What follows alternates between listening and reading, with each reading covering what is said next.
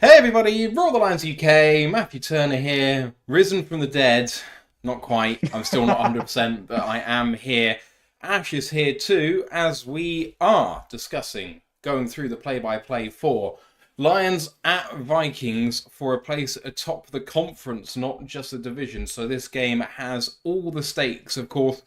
In this game, uh, all the teams in the division have at least 4 wins. That's the first time since the merger that has happened after week 6. It's the first time in NFL history all 4 teams have been atop the points differential for the entire NFL. And so it means that the in-division games are even more worth it this year. So, Ash, I know that you talked about this at length yesterday, but for the Lions, there's no bigger game so far this year.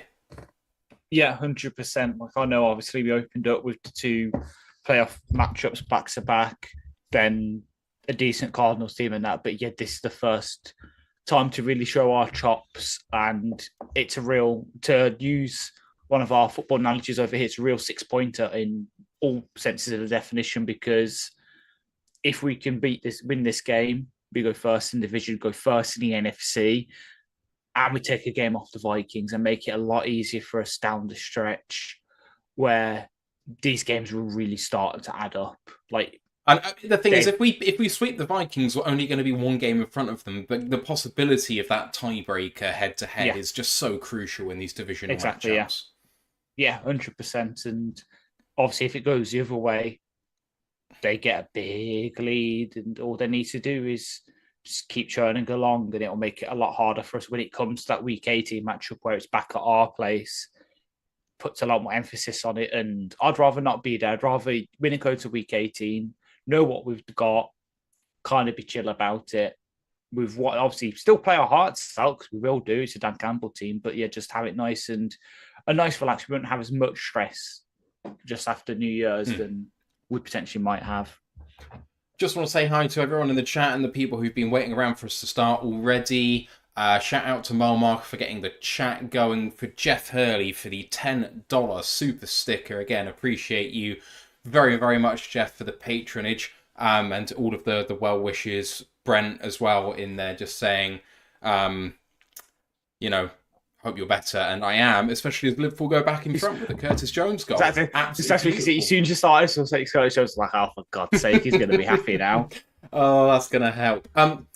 So since I got ill, and I started feeling ill actually just after the game finished last weekend, so that's how long I've been out with COVID, and I'm still testing positive at the moment. So I've not talked at any length of time since then. I've tried to keep my speaking to a minimum because my throat hurts. It doesn't anymore, but I don't know how this is going to go. So we're going to play this by ear and see what happens and just do our normal thing. I may end up bowing out potentially if it just hurts or if I'm feeling tired. So we'll see what's happening. I know that Ant has offered to fill in for the second half if needs be. So with that said, we'll get into the inactives for today.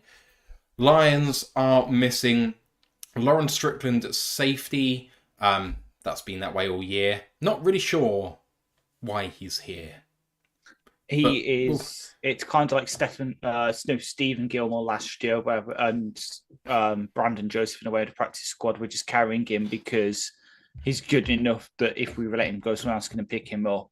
But he's also not good enough that he can be active all the time. It's like with Manu this year as well. Yeah, we just got that sort of fear of him getting picked up and losing something that's really good, because he's a good slot safety hybrid kind of guy.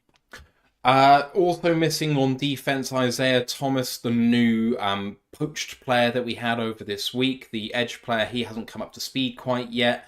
Those are the 2 on defense. On offense, we are missing Giovanni Manu at tackle, as been mentioned earlier. Kevin Zeitler, the guard, has not made it. Isaiah Williams, again, is inactive. And then tight end Parker Hesse has not been activated for this, or is not on the active 48 for this game, which goes some way to explaining, Ash, why the Lions brought up Shane Zylstra from the practice squad. So Zylstra, it seemed puzzling at the time. Jeremy Reisman kind of alluded to the fact he thought that he'd jumped someone on the 53. It's going to be interesting to see how we line up here, because we still do use a fullback a lot, and I can't see Zylstra being that guy, so potentially Wright or Laporta might be doing those duties with Zylstra kind of filling in as that receiver. And I mean, don't forget, this man has an NFL hat trick in his career, so he's pretty good with his hands when he wants to be.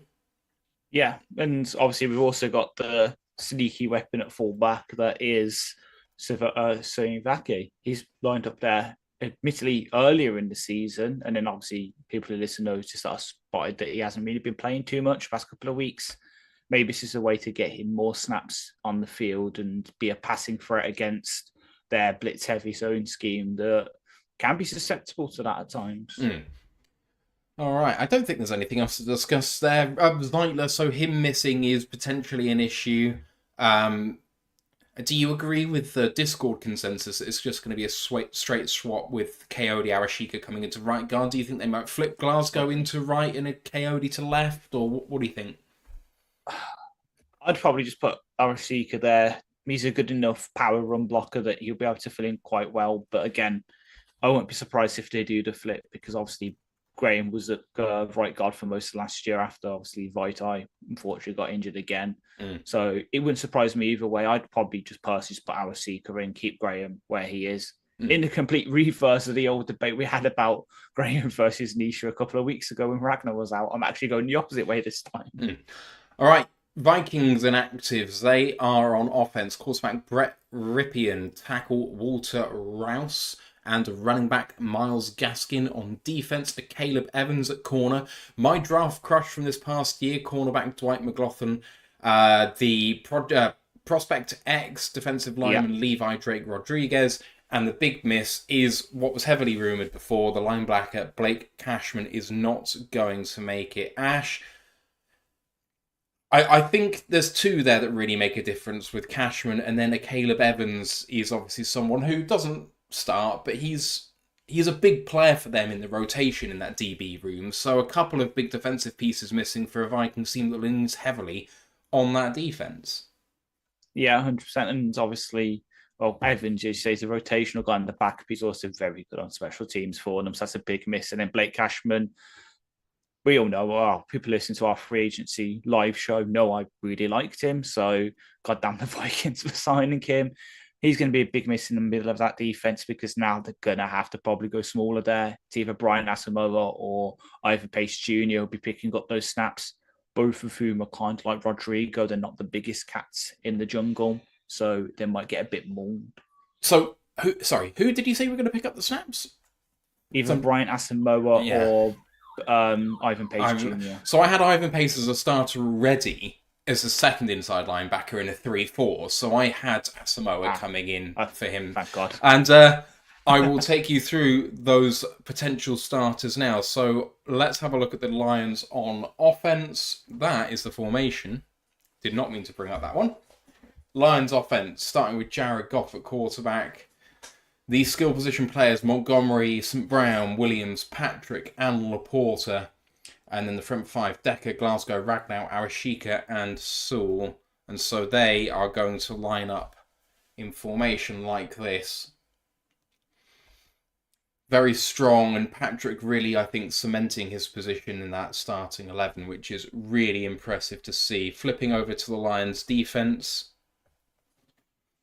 Front four of, I think, Onzarike, McNeil, Reader, and Pascal, but we'll see who takes that edge spot. Campbell, Anzalone, and maybe Rodrigo. And then back four of Davis, Branch, Joseph, and Terry and Arnold. They'll line up something like this in the 4-3. Obviously, the Lions like to play a lot of base formation, but I think when they do drop into nickel, which you'll see a lot, I suspect, then Rodrigo will come out in place of Amik Robertson, I would have thought. And then we'll flip over to the Lions side of the ball on Viking side of the ball. Excuse me. Their starters on offense: Sam Darnold at quarterback. Skill position players of Aaron Jones, Justin Jefferson, Jordan Addison, Jalen Naylor, and Johnny Munt, I think, is going to be the starting tight end. And then the front five of Darisaw, Brandel, Bradbury, Ingram, and O'Neal. Two of the best starting tackles in the NFL for them there. Their formation then looks something like this. And I know that we've gone through a gauntlet already with wide receivers, but Jefferson, Addison, and Naylor especially has really been showing something so far this season. Yeah, definitely. Naylor will be a slightly tough matchup for Meek because he's kind of one of those speed merchanty kind of guys. Think like a Walmart Jaden Reed, and you're probably about where Jalen Naylor is. Jefferson, best receiver in the league. Going to be interested to see how we play that matchup. And as for the other guy, he shouldn't even be on the field. So Vikings fans who are yapping their gums about JMO, shut it, please. All right, flipping over to defense. Vikings with the front three of Bullard, Phillips, and Tillery. The four of Grunard, Asamoah, Pace, and Van Ginkel. Back four of Murphy, Smith, Bynum, and Gilmore. But when they come into nickel, that's really going to look pretty strong as well because they've got a really good slot corner who I can't remember the name of, who comes in place of JM. Josh Metellus. Yes, Josh Metellus. Good shout. Forgot about that. Which makes their formation look like that. I really like actually how that formation pops with the purple and the yellow behind it. I'm a fan of that actually. It's really annoying how much I like that. Anyway, guys, it would be great to hear what you think the score is going to be. I obviously didn't get a prediction in for this game on yesterday's show, and I do have a pick in, and I'm a bit scared about what I put because I've got a bad feeling about this game. Oh no! So I have taken the Lions on the money line on Pickwatch. However, I think there's an obscene record of 5-0 teams off a bye. I think that they've won 95% of their games with a 15-point margin of victory average or something like that. So I don't buy into these stats necessarily. I would say the Lions are a better team on an average field, and that's maybe why it's only 1.5 points. But there's a reason why really good teams who are unbeaten, who have a bye, continue to win when they come back. And I think if we are going to win this game, it's going to come down to a few different things. I mean, this Vikings defense is playing absolutely lights out, but the Lions are the right offense to take advantage of what they do. Goff, especially against this sort of style of defense, has torn it apart in recent history. There's an old adage that you can't deal with the blitz, but that's old hat. It's old, like it's from like 3 years ago.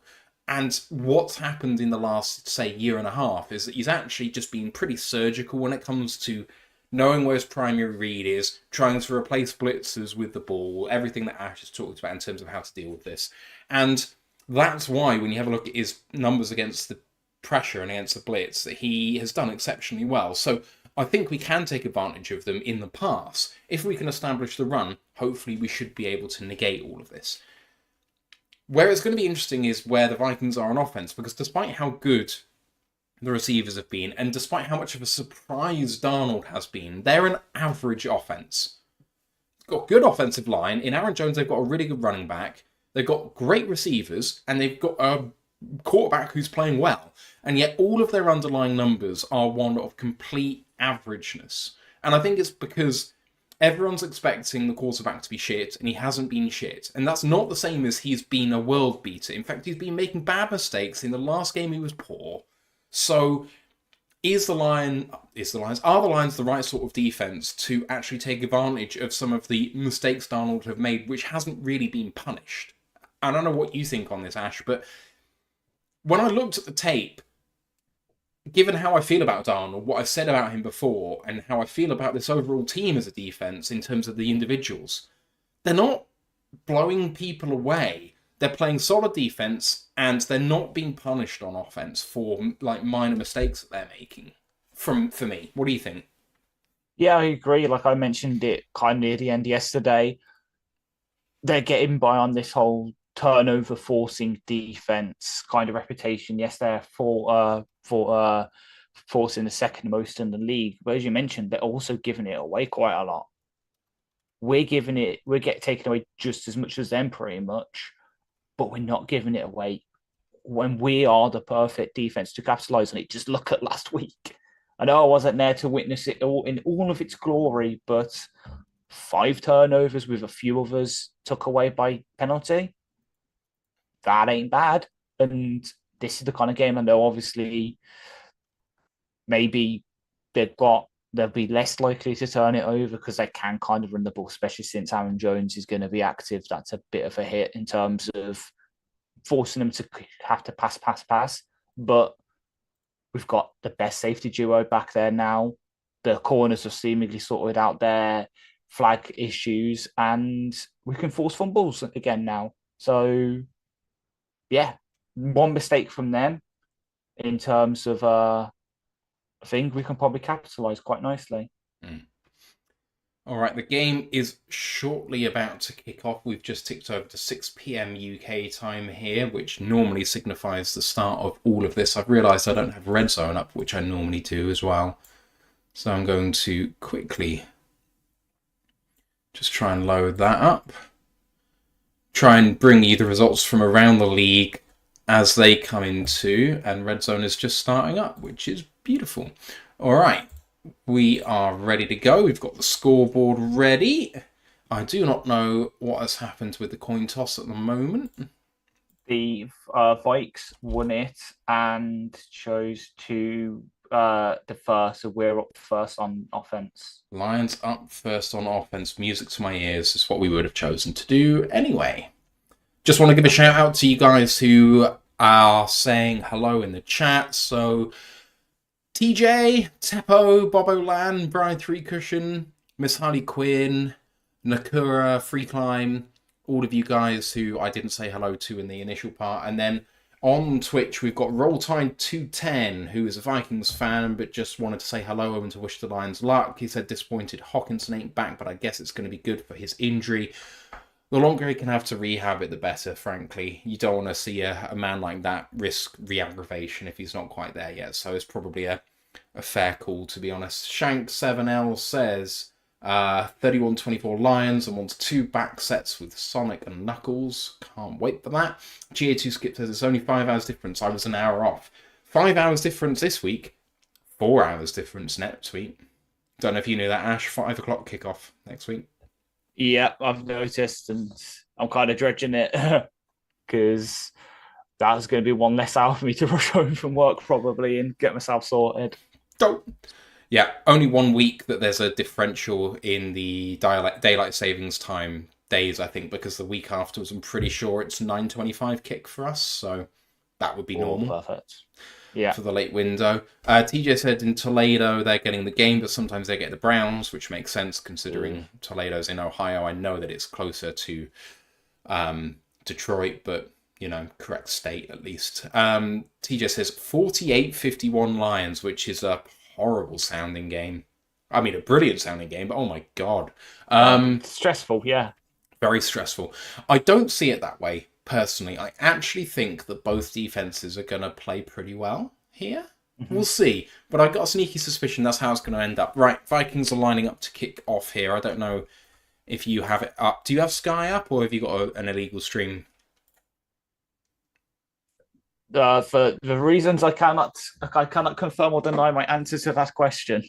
Okay, fine. Kick off away and down in the end zone for a touchback by the Lions. How far behind me are you? Washing machine symbol on my screen behind you. Okay. I'll let you know when I'm on. I can't actually pause it because it's Sky. Straight, yeah. Of course it's Sky. Sorry. So I don't know how we're going to do this. I'll probably turn out ahead of you anyway. You always do, don't I? Probably. So. Let's see. All right. Lions on offense. Here we go. Here we go. Goff under center. 3 receivers to the right. 11 personnel.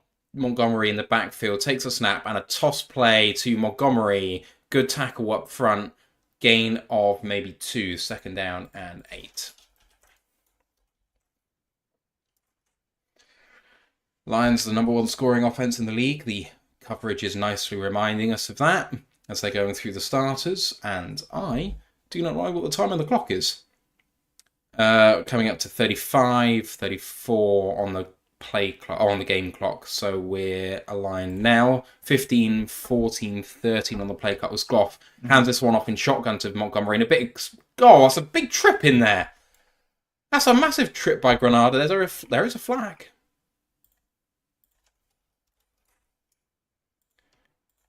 Holding on the offense number 74, that's Coyote Awashika, is going to be 2nd down and 18. Let's see. So Awashika is clearly holding against number 97, but it's credited 5 yards deep, so it's only 2nd and 12. Right, if you're trying to align us 15, 14, 13 on the play clock, Goff in shotgun this time and empty, and changing the play. Only 8 seconds to get this off, Jared. Calling for it now. They're showing heavy blitz, and they do bring it. And Goff's going to try and get out of pressure, and he's going to go down. There's a flag in there. He almost drops the ball, but he gets back on it. I wouldn't be surprised if this is holding, but there's a big sack. It was 2nd down. Holding on Awashika declines. Let's see this. So there's only 5 in protection, and I think 6 came. Yeah. So there's a completely free rusher. He did hold, and then Goff looked like he was going to try. Oh, he did fumble it. Oh my god, that was pretty iffy. So Lions are way backed up on this first possession. It's going to be 3rd down and 26.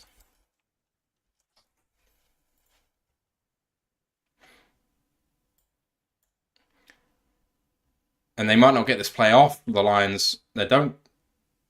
No, they do. Goff throwing it over the middle, just checks it down to Montgomery. Does get a nice block, gets all the way up out to the 32. And he's still falling forwards, and they've blown it dead.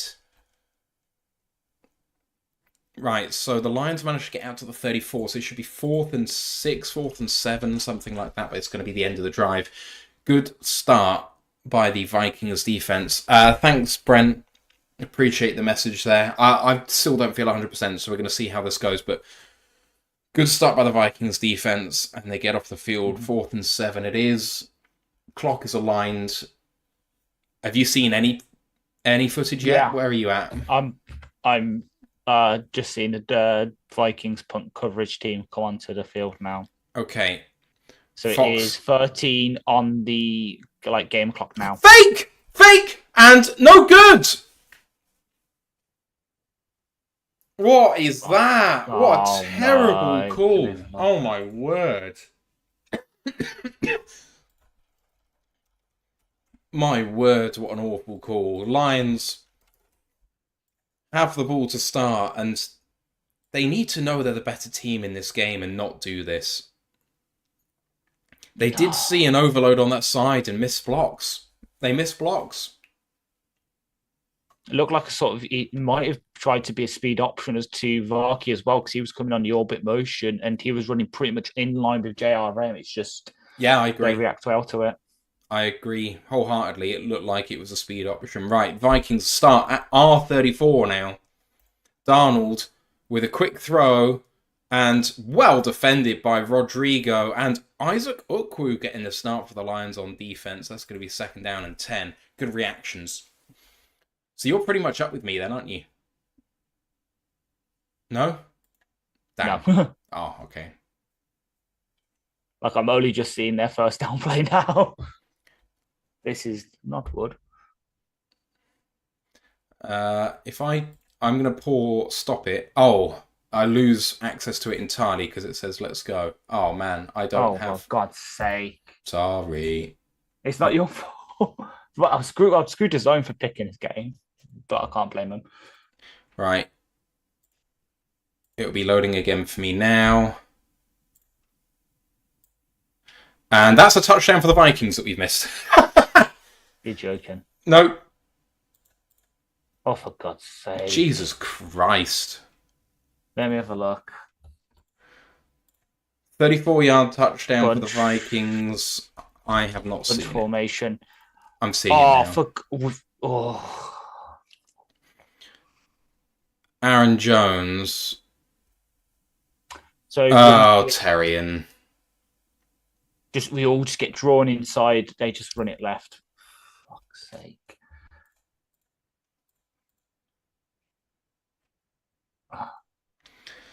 Well, if there was a way to start badly, this is it. And this is this is a team which likes to play out from in front. Exactly. There's not enough rum in this. Big Airy says, hey, my lag is only slightly behind today. It's not the full 2 plays. I think I'm back where we were. So I've just seen the extra point go through. Right. On the Sky coverage, they're showing Cincinnati-Cleveland, so I'm still way ahead. So there was a kick return touchdown for Cincinnati on the opening kickoff. And Amari Cooper has dropped his first target as a Bill. Jordan Love picked, and Houston in the red zone against Green Bay. Man, that could help us so much if Houston can pull it out. Green Bay are 3-point favourites. Which I don't get. I can't remember what my bets were now. I really, really liked them strongly at the time, so I'm going to have a look. This is a horrific start, Ash. I mean, offense I can understand didn't deal with the defense well, but 4th and 7, it feels like a long shot, that. And I mean, maybe that's part of the reason why you do it, right? Because, it doesn't feel like it's the right down and distance to do it, so maybe you sell out a bit more against the rush. And if you have a look at where they're lined up, it does feel like you have an overload on that side, so I can see why you call it, but I think there's a difference between seeing an advantage on the field on that play and thinking it's a good idea. Like, do you believe in yourself to win the game? Because otherwise you don't have to steal a possession. Exactly. I personally wouldn't have done it, but maybe that's just hindsight being 2020. Yeah. So Houston have taken a field goal from that pick, so they're 3 points up. So my bets, I have Bengals -5.5, and they're up 7-0 already against the Browns. Colts, I have -3 against the Dolphins. Eagles, I have -3 against the Giants. Bills -9.5 against the Titans with a backup quarterback, and Commanders -9.5 against the Panthers. Let's see. I feel good about it. I mean, we're saying that this is a horrendous start. It is a horrendous start. It's a 60-minute game, and this team is good enough, but how resilient is it? We know it's pretty damn resilient, but we also know, Ash, that in times where we've dug ourselves a hole, we've kept digging, thinking about the Patriots game in the first year of this regime where we got blanked, but in other games as well, where we feel like things are going against us. We make desperate moves early to try and get back to parity rather than trying to build through a game, I think. So exactly. Is this next possession is going to be really interesting for us. Yeah. And I mean, if, God forbid, we don't score here and do punt away and then they go and score a touchdown, they're going to be 2 scores up and getting the ball to start the second half, which very much feels like us against Dallas last week. Mm-hmm.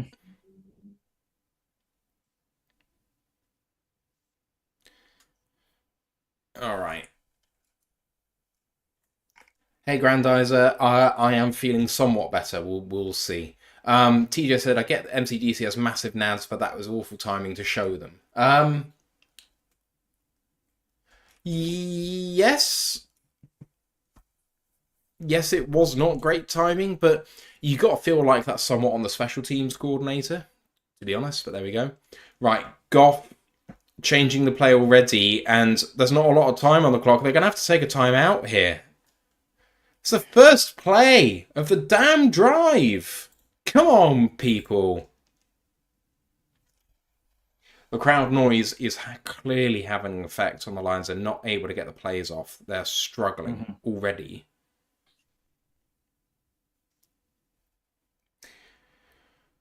So the Lions are down to 2 timeouts already. Adostel said that series was the equivalent of a turnover. It was a literal turnover on downs, but it hurt like an interception. It did. It really did.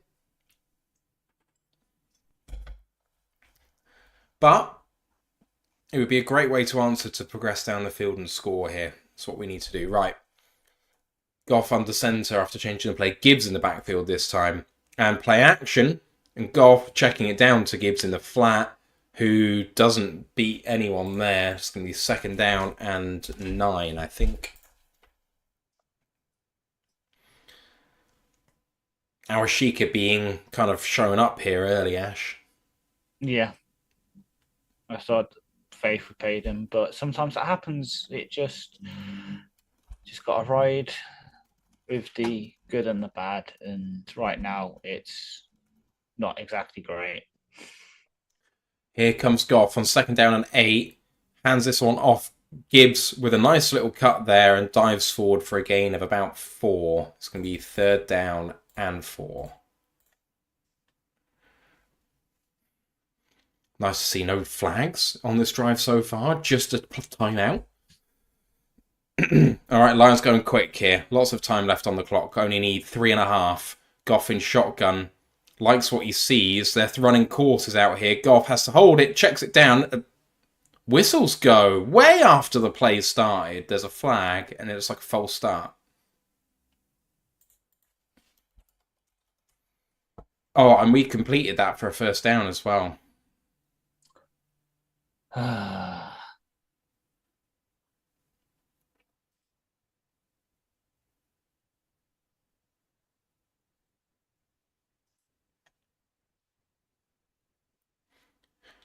Minnesota called a timeout before the flag, and so both teams have used a timeout in the first 4.25 minutes. Third down and 4 coming up still for the Lions.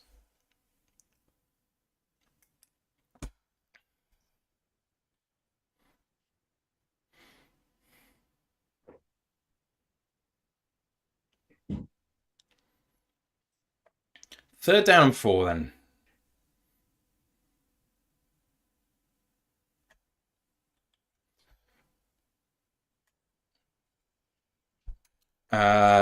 Loading all the receivers up to the right-hand side here. Third and 4. Goff in shotgun. Takes the snap. Looks to the left. Now comes back to the right. Might have pressure. He's going to try and run for it. Gets contacted. There's a flag on the play. Again.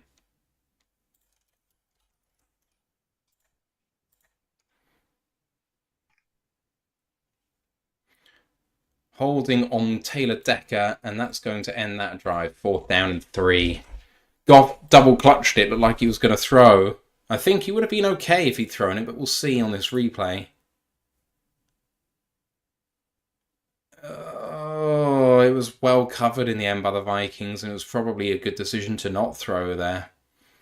But then Goff ends up taking a big hit when there's absolutely no need. Line up for punt this time. They're showing heavy rush.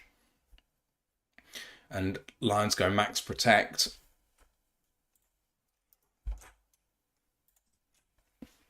And they are going to punt this one. And they almost get the punt block.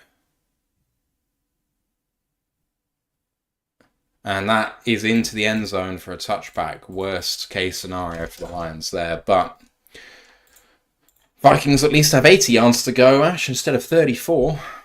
Exactly. This is not exactly a dream start, but we move. We move indeed. Johnny Cave says, I don't like saying this, but sometimes you've got to get smacked around. Maybe we'll go down 14-0 and work our way back to a win in the final 5 minutes of the fourth. I mean, I can see it. It's what happened against Chicago last year. We were down 12 with 5 minutes to play in that game and still made it back. But, there we go. Odos says, how come holds are never called when we play defense? A deeply philosophical question. Freeland says, refs don't call holding ever, but now decide to call 3 on Detroit in the first 5 minutes. While that's true, I would say that there is definitely skill in offensive lineman starters holding and backup offensive lineman holding. Some of the ones Arashika was giving up there was really bad, as in it's not even slightly hidden and you're never getting away with it. And I mean, we saw some of the ones against Hutchinson, you'd think they were in the same bag, but you know, it's just one of those things. Unfortunately, I don't know what to say, Ash, on that, to be honest. Yeah, nor do I. It's just one of them. It's like, can't remember who it was, but someone commented to do with the Texans Packers game. The Texans, like defensive linemen, all wearing white gloves. The Packers are wearing white helmets, and maybe that helps or something. I don't know, but yes, little ways you can get around it. But at the end of the day, it's just you have to know when to do it and when not to do it. So apparently the Lions went so quickly they'd caught Minnesota with 12 men, and that's why the timeout was taken. FYI. Ah, That was from Shank7L on Twitch. Appreciate that pickup, because I did not see that whatsoever. T just said it really looks like the Lions are outmatched in this game. I mean, but with 4.5, 5 minutes through it, I think that it's way too early to call that. I would say that we've had basically 2 plays on defense so far. So, let's see how they can turn the game around. We can't be having any more of those Aaron Jones runs. But on offense, there's time to sort this out. There's plenty of time. But it's got to start now. Going down 14-0 and them getting the ball to start the second half is not a route to success, as the huddle's broken. Darnold comes out in pistol. And they have 6 offensive linemen out there, I think. No, it's 2 tight ends. Sorry, beg your pardon. Take the snap. Hand this one off. Aaron Jones bounces his outside, and he's got plenty of room. Good tackle in the end by Jack Campbell after a gain of 8. 2nd down and 2 is not where you want to live against this Vikings team. yeah. Wizard of Water, let's get an interception from Branch. I mean, anyone will do. Exactly. Vikings going hurry up. Bunch formation again, and they hand this one off as well. Great tackle by Malcolm Rodriguez after a gain of a half yard. It's 3rd down and a long 1 or a short 2.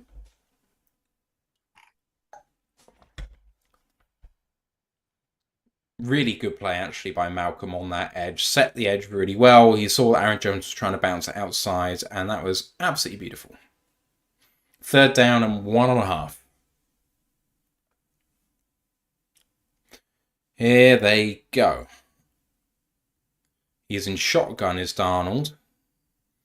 And going to throw for it. Under pressure, throws over the middle. What a snag by Justin Jefferson. In the hole between players, and that's a big 1st down for the Vikings.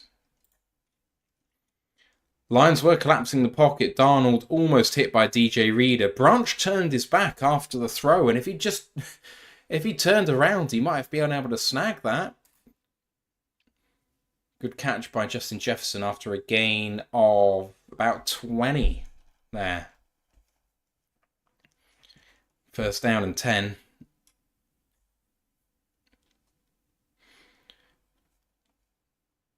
And whistles. Another timeout taken by Minnesota.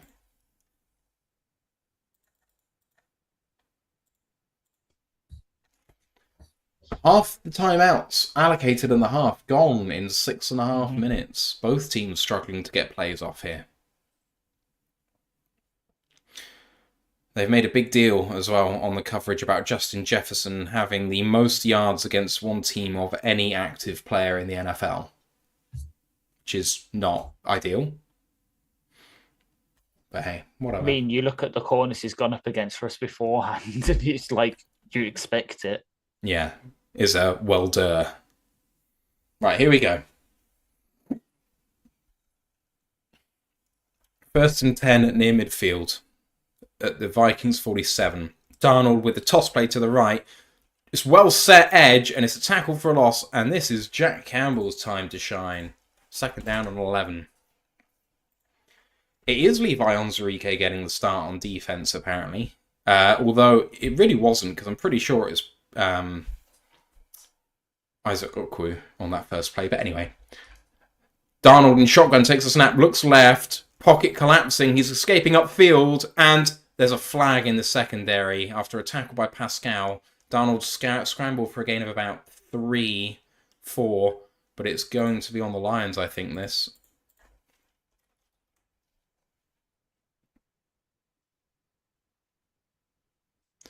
Holding on Carlton Davis gives an automatic 1st down, and after a TFL, these are the sort of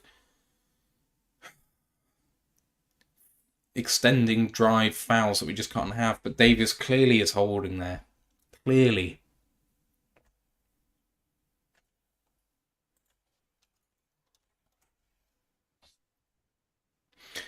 Alright, almost halfway through this quarter, and it's safe to say it has been as bad as it could be so far. From the Lions 42, Darnold hands this one off, or penetration in the backfield, and Jones just about gets back to the line of scrimmage. Really well done by Pat O'Connor getting into the backfield. Sorry if this is just spoilers for you the whole way through. It's all right. I can't stop the sky coverage. I just don't know how to do it. I don't think you can. It's all good. I'm just searching for a stream that can kind of get me close. Darnold comes out then 2nd and 10. Don't know if they're quite in field goal range at this point. It's at the 42. Darnold in empty, throwing quickly. It's tight end in the flat. Johnny Munt after a gain of 2. It's 3rd down and 8 for the Vikings.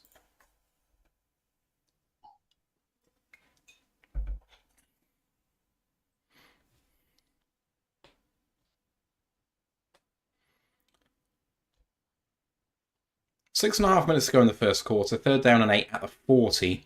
Would be a 57, 58-yard attempt from here. 3 receivers to the left. Lions showing blitz. Amit Robertson's in there at corner. He showed blitz, but then he came back. He drops into coverage. Darnold looking deep, trying to escape now, throwing to the tight end. Really good coverage by the Lions. And that's Trevor Nowaski with the saving tackle there after a gain of only 1. And I think that the Vikings should go for this rather than accepting a 57-yard attempt.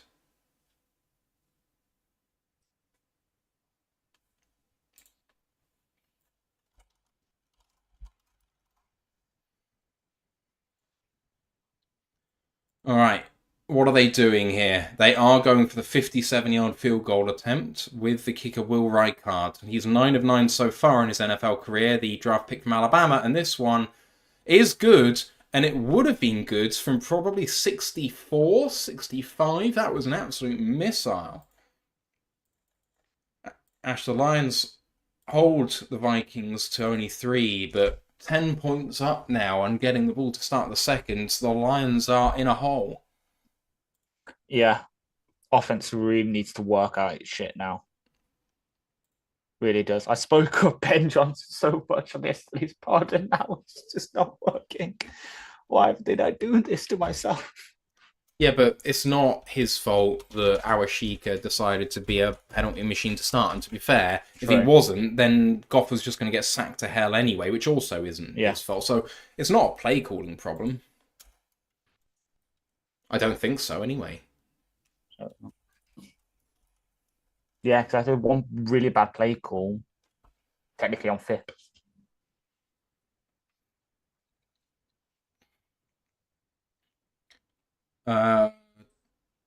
We have no receiving yards by receivers, only running backs. Excuse me. Love to see it. Dolphins 7-0 up against the Colts. No, come on. Can't do that. Can't do that. I'm starting Tyler Goodson in one of my fantasy leagues because I'm that desperate at running back. 7 minutes of injury time in the Liverpool-Chelsea game is just unacceptable. Supposedly, per Eric, the refs missed a clear hold and branch on that 3rd down. And that sort of thing is going to set them back out of field goal range, so... Lovely ball in by Chelsea for the free kick and headed over the bar. 4.5 minutes to go in that one. All right. Around the league scores, Tennessee Buffalo 0-0, no score. Houston Green Bay is 3-0 Houston, but Green Bay backed up at their own 12. Philly against the Giants. Ball is about to come back to Philadelphia, but no score. Seattle 3-0 up against Atlanta. Cincinnati 7-0 up with the ball at the Cleveland side of the field, but 3rd and long for them. Indy have the ball down 7-0. Actually, another player's run there. Cincinnati 4th down and 3 at the Cleveland 37 now, so the decision for them there. Wizard of War says 3 holding flags on 6 offensive players is bad. Yes, indeed. The Lions need to do better on defense if we are going to be giving up this much on offense in terms of flags. So let's see what happens.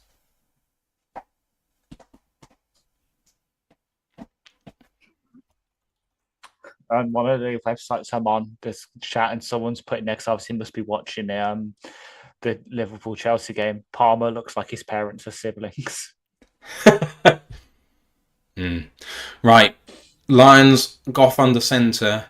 Amon-Ra in motion and then goes back. Play action. In trouble. Checks it down to Tim Patrick, who seems to be near the line of scrimmage for no reason whatsoever. Looks like the ball came out. Vikings are saying they have it. Yeah, same ESPN, same play in the review, which makes me want to cry.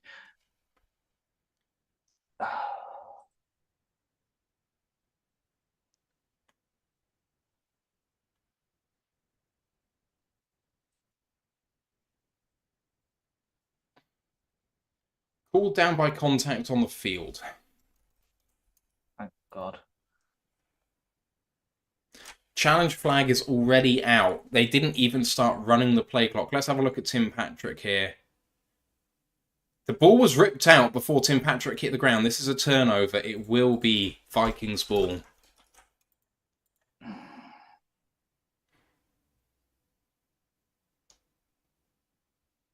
That's definitely a turnover.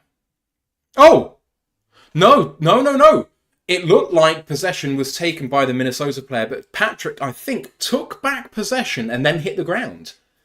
And this, some of the beat reports are saying that Patrick's elbow was down before the ball came out. Okay, interesting. So this is... I wish I had two different colours which come up for flags and I could say challenge. That would be fun. Anyway. Okay, so I'm seeing it myself now. Let's have a look.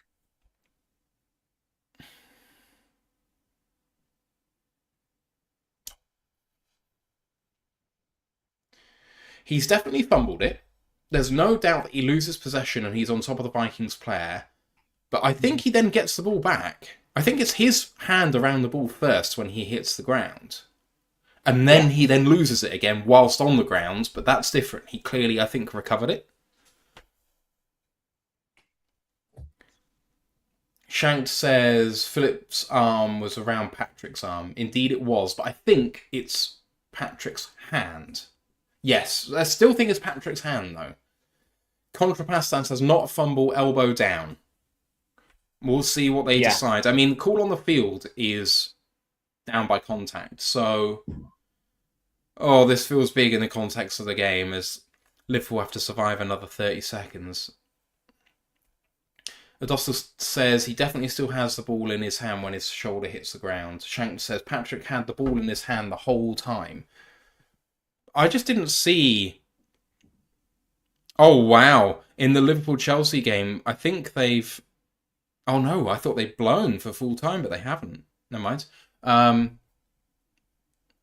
Contrapasson says there's an odd little play like the short little throw to Saint near the goal line. Yeah, like, it seems to be a bailout play to be throwing near the sticks. Mm-hmm. Chelsea with a big chance late. Good block. And it's all over, I think. It is all over. Liverpool get away with the win. Winning is a beautiful thing. 2-1's a heck of a result against a high-flying team. I don't actually know whether the call on the field is going to stand, of course. I mean, I can spoil it for you if you want. Go on. Call on the field stands. Oh, his elbow is clearly down and he clearly has the ball, so yeah. Yep. Just trying to see if I can actually get a stream to show something more than like a minute before after it happens. So they lose their final timeout of the half in the first 10 minutes. Yeah. Goff under centre takes a snap, play action again, and this could be holding again. Montgomery For some reason, even though he could have had the first down, he decided to go east to west, and he might not have got there. I think that's going to be 3rd and inches, and he should have had the first down. Mm-hmm. Yeah. And Montgomery is so good going north-south. Why on earth did we not go for that? And Arashika, I think, held on that play, so the fact that that wasn't called is, ugh. 3rd and inches. Goff under centre. Vikings showing big pressure here. And hands the ball off. And short again. Stopped by no gain. It's going to be 4th down and 1. I suspect the Lions may go for this. He's injured. He's fucking injured. So, this ain't fucking good. Who's injured? Monty.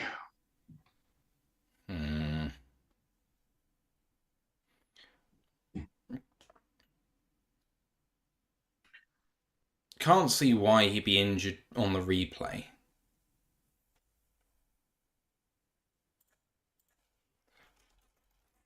But Monty's a player that we definitely can't give up, especially for these situations.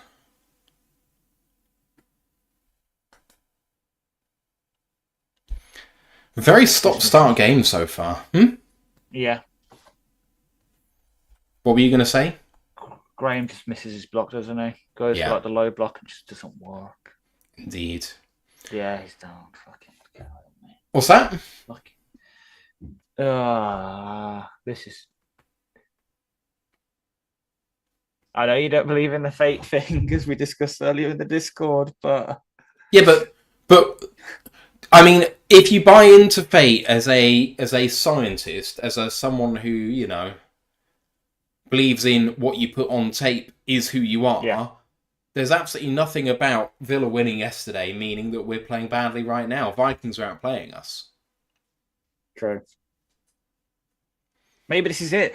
We outplay them, but we pull a Duke, somehow get a couple of turnovers, and they should have napped the ball.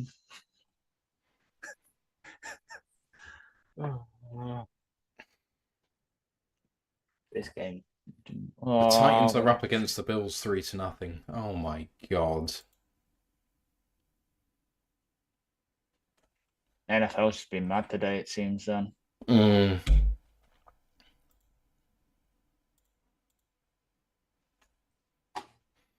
That's one of which you just got on.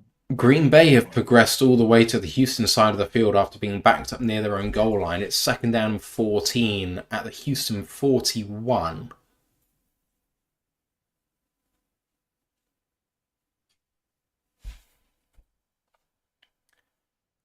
Oh, yeah. We can't afford this. I know I like Craig to come in as someone to kind of deputise for Monty for a bit, but it's not ideal. Especially for me. Oh, yeah, me too. Ditto. 2 of my leagues and that bet.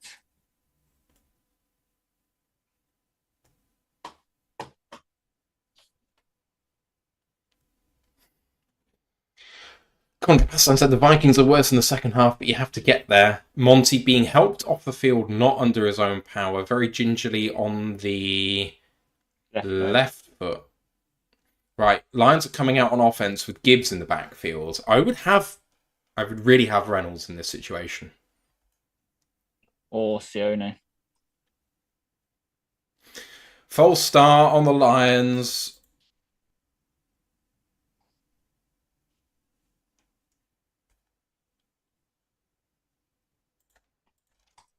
Just a joke for the Lions, my word. Carlton asks any idea why Hesse is inactive. I think the answer is he's not been doing well enough at fullback. We have other tight ends who can play fullback, and I'm guessing that in scout team stuff that Zylstra has looked good. I don't see the Lions moving at all there. I think this could be on the Vikings. Oh, they have given it against the offense. I don't see that at all. I didn't see anyone move.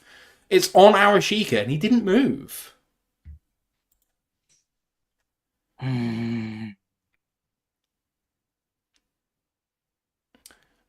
Colts apparently fumble in and goal situation recovered by the Dolphins. Okay, he did. I'm seeing it in the replay. He did. So Phillips goes to move slightly like down the line, and Awashika flinches. It is a Right. full start on Awashika.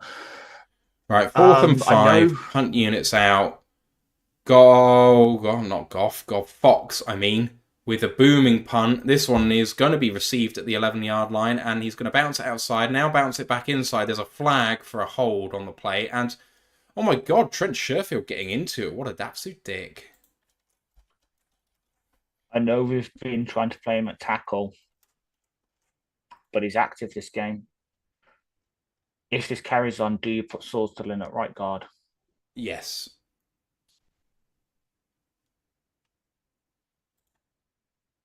Green Bay just scored against Texans. No foul for holding on the Vikings. Bloody hell, really? I mean, it's quite clear he's holding Sione there, but whatever.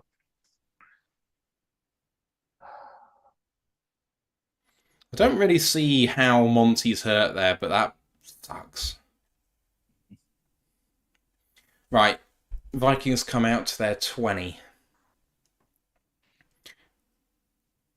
Darnold under centre. And it's a run play up the middle. Big penetration. And there's a flag on the play. This is going to be on the offense this time.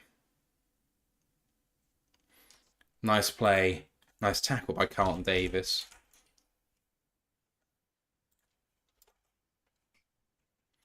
First down and 20 after the hold by Johnny Munt. Yeah. Yeah. Heavily penalised game. Lots of clock stopping here. Wouldn't be surprised if we're the longest running game at the moment. Mm-hmm. Oh, that's Pascal against a tight end. That's a mismatch and a half. Yeah. Right, 1st and 20 now. At the 10. Lions showing pressure now. And hand this one off up the middle. And Anzalone with a good tackle on the running back. Gain of 1. And it's 2nd down and 19. Big opportunity here, Ash, for the Lions to... At least make it one score. Yeah, well, I mean, they're heavily backed up. Just force a bad punt here, get a nice return, and then be in good field position for the first time in this game. Yeah. But you got to get there with no penalties. 2nd down and 19. Darnold in shotgun. Takes a snap. Looks to the left, and what a catch by Justin Jefferson against Terry and Arnold. It's a beautiful catch. Let's have a look. Arnold gets his arm there. Perfect timing. 1 foot down. Looked like the 2nd foot definitely got there, but let's see. No, the 2nd foot didn't get there. No chance.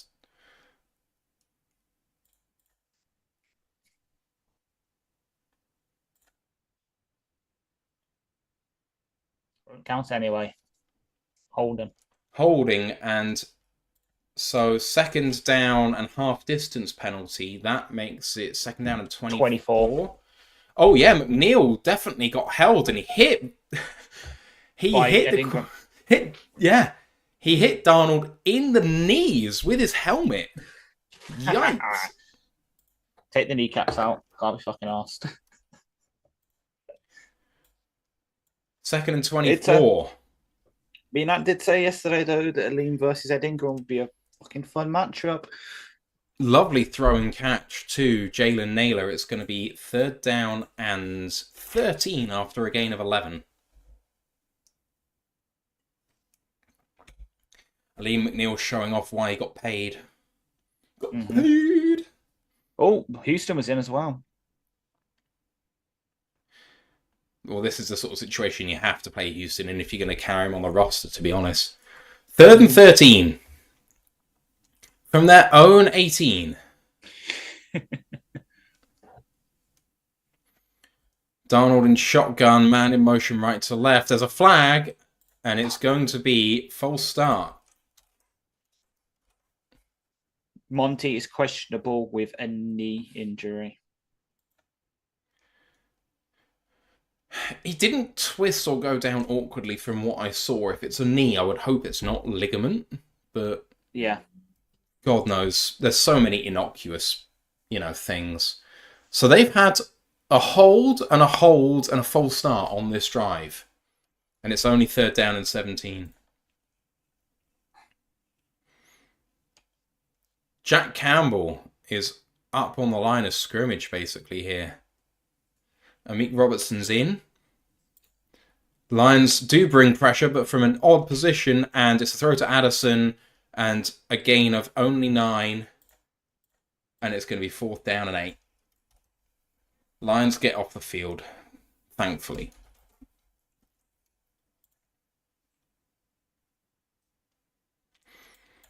Raymond is back to receive.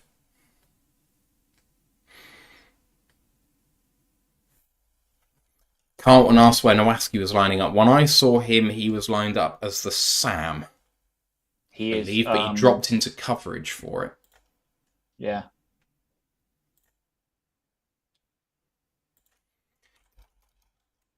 Monty is out the medical tent and is hopping onto an exercise bike. Looks like he won't be back for the series, but definitely a positive sign. Punt is away. Lions got good pressure, but didn't quite get there. Raymond receives it back at the 16 and gets out to the 30. 51 seconds to go, and the Lions take over. Good opportunity here. Yeah. Apart from Arnold missing the force element on that defensive play where they scored the touchdown, defensively we've been good so far, I think. Yeah, it's literally that one play where we just all got sucked inside. Admittedly, yeah, okay, Arnold gave up the outside, but the safeties also have to be better at, not just crashing inside. Lions on offense now. Goff at the 31 under centre. Takes a snap and hands it off to Gibbs. Runs up the gut for a gain of 3.5. 2nd down and 6.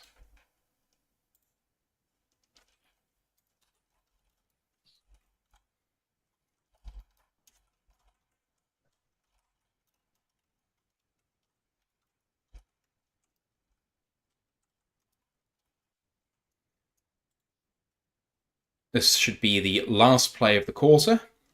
2nd down and 6. Goff in shotgun. Lots of room for Amon-Ra out there. And they do throw it to Amon-Ra with J-Mo blocking, and Amon-Ra gets the team's first down of the half. That is going to be the end of the quarter. Okay. So one of the Twitter doctors says it's a possible MCL sprain and or high ankle sprain from a hip drop tackle on Monte. Fair enough. Right, end of the first quarter. Vikings up 10-0, led by Sam Darnold, 6-6 for 43. Aaron Jones, 5 for 43 and a touchdown. Justin Jefferson, 2 of 2 for 18 yards. Goff, he was 4 of 4. He's not anymore. He is 5 for 5 for 38 yards. Montgomery is 2 carries for 3 yards, but has 2 of 2 for 25 in the passing game. Gibbs actually leads the team rushing 2 for 9. And Amon-Ra St. Brown, 1 of 1 for 8. Ash, less than perfect in the first quarter. Yep. Obviously, the defense has stepped up. Other than obviously that one play they scored on, they've been pretty damn good. Offensively, we're shit in the bed, especially obviously. I know obviously you're coming in as a replacement for a damn good right guard, but we need better from you, and it's a bit unfortunate. Obviously, Monty decided to go east-west on that play because he could have got the first down and it probably would have avoided the injury on literally the next play.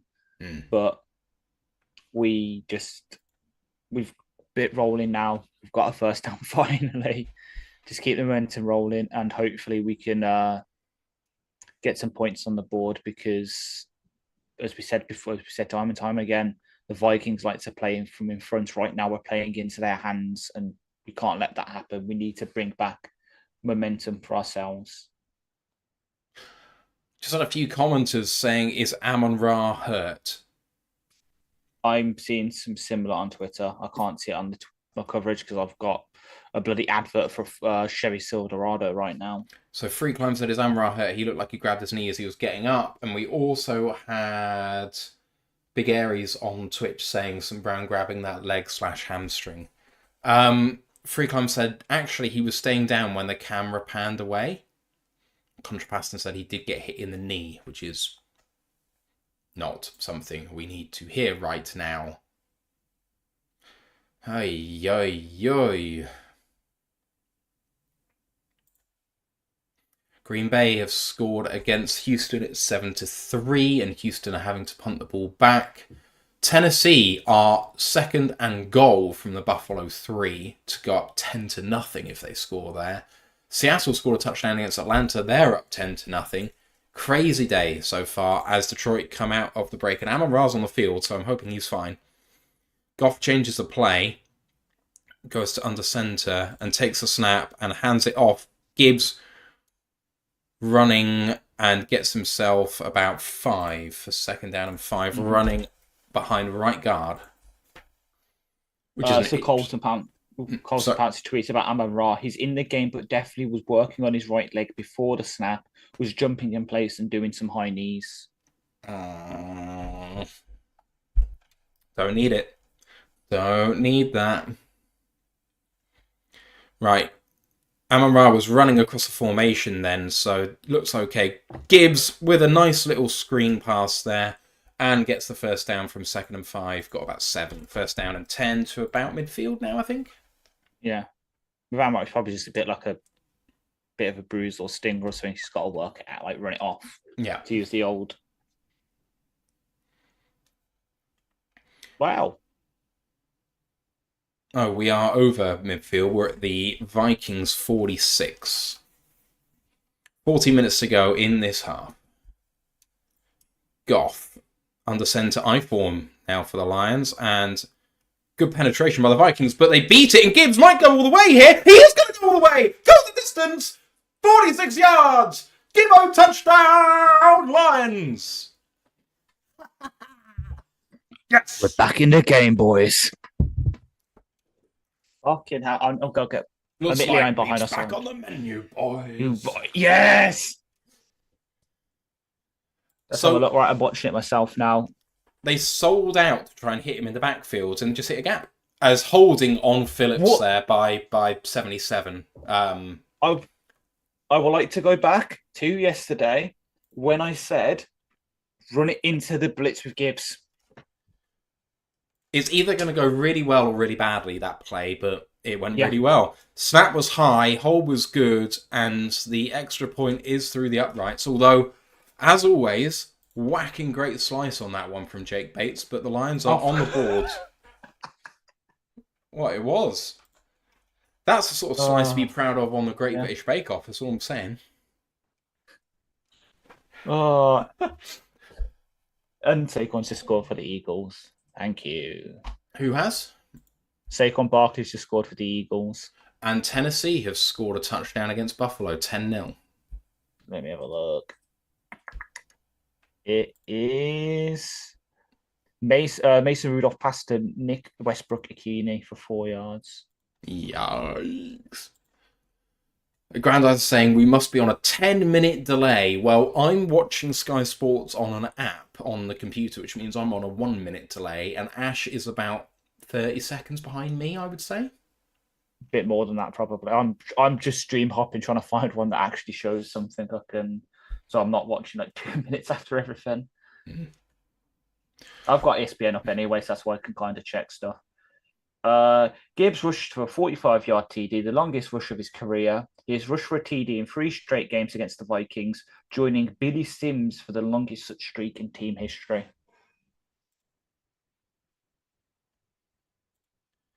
A happy birthday to Herman Moore, by the way. Obviously, Ant is very much affiliated with them and what they do over at Lions Nation Unite, and I'd like to wish Herman Moore a happy birthday. Mm-hmm.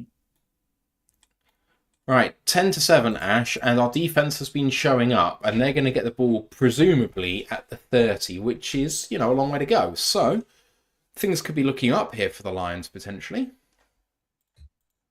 We hope so. And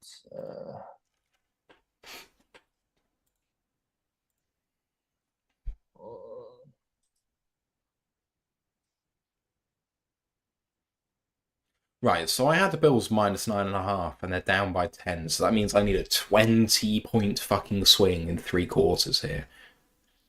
This is I not mean, it's ideal. possible. Oh, it's very possible. I mean, you're looking at an awful Titans team. But I mean, the problem that I didn't really take into account with the Titans is if it was Will Levis, he's got no backbone. So if he gets behind, he's just going to completely fall apart. Whereas Mason Rudolph has been used to being shit for a while. But the thing is, he's kind of okay with it and just does his thing. So they're not going to collapse necessarily. Plus, Rudolph's, he's used to taking a bit of punishment. What, from Myles Garrett? Yeah. Right. Gibbs, 4 carries for 58 yards and a touchdown. Great start for him. All right. Here comes Jake Bates with the kickoff. It looks like he pops that one up. It's received 2 yards deep, and they are going to come out. And he runs into his own man, and he is down at the 23-yard line, and there is a flag. Illegal formation, I believe. On the kicking team, then? Yeah. I'm presuming that's just added to the end of the play. Yeah. So they're 29 rather than the 24. So start their drive. I finally found a stream that was kind of close, and then it refreshes, and now I'm a minute behind again. Kill me. Oh man, I wish I could let you. I know. On my Virgin sign in, but don't have enough devices. It's all right. It's so well blocked. I'm telling you right now, though, Ragnow is holding on that play, like very clearly holding too. I'm really surprised it wasn't called. First down and 10 from the 29. Darnold in shotgun. 4 receivers and a running back. And fakes a handoff to Jones. And there's a rush coming, and Darnold got out of it. And he's got all the time in the world to get out to around midfield. And touchdown at the Vikings' 49-yard line after a gain of 20 on the scramble. Oh! All around me are familiar faces. Really, really good pass protection by Aaron Jones because he blocked the rusher, which gave Darnold the ability to scramble. Yuck. Mm-hmm. And I have run out of drink. It's not a good thing with this much time left on the clock, I tell you. Right, first down and 10, just on their side of midfield at the 48. Darnold under centre this time with tight ends in the game. Toss play to Jones. Well blocked up by Anzalone, forcing him back inside. And then touchdown by Carlton Davis. It's going to be maybe gain of 1, maybe no gain. Injury for the Lions. It's Josh Pascal. Seems to be... He's pointing to his right knee. We have only so many edge rushers on the team. We can't do this. Oh, I just got steps on a bit. It was a bit of friendly fire, that's all. Oh, he's jumping up and he's wandering off the field. Oh, so he's going to have to take one play out. I'm presuming that'll bring in Isaac Ukwu for this second down and 10 play. Potentially. Maybe bring on Wingo. Pinch the interior. Let the linebackers hopefully work on go sideline to sideline. Darnold in shotgun again. Got a man in wide 9. Can't see who it is. Looks like Ukwu. It is Ukwu. Darnold looking left. Throwing the one-on-one. There's a flag on the play. Arnold against Jefferson. But the flag came elsewhere, I think. Looks like a penalty against Minnesota. Maybe illegal shift. Close. Formation.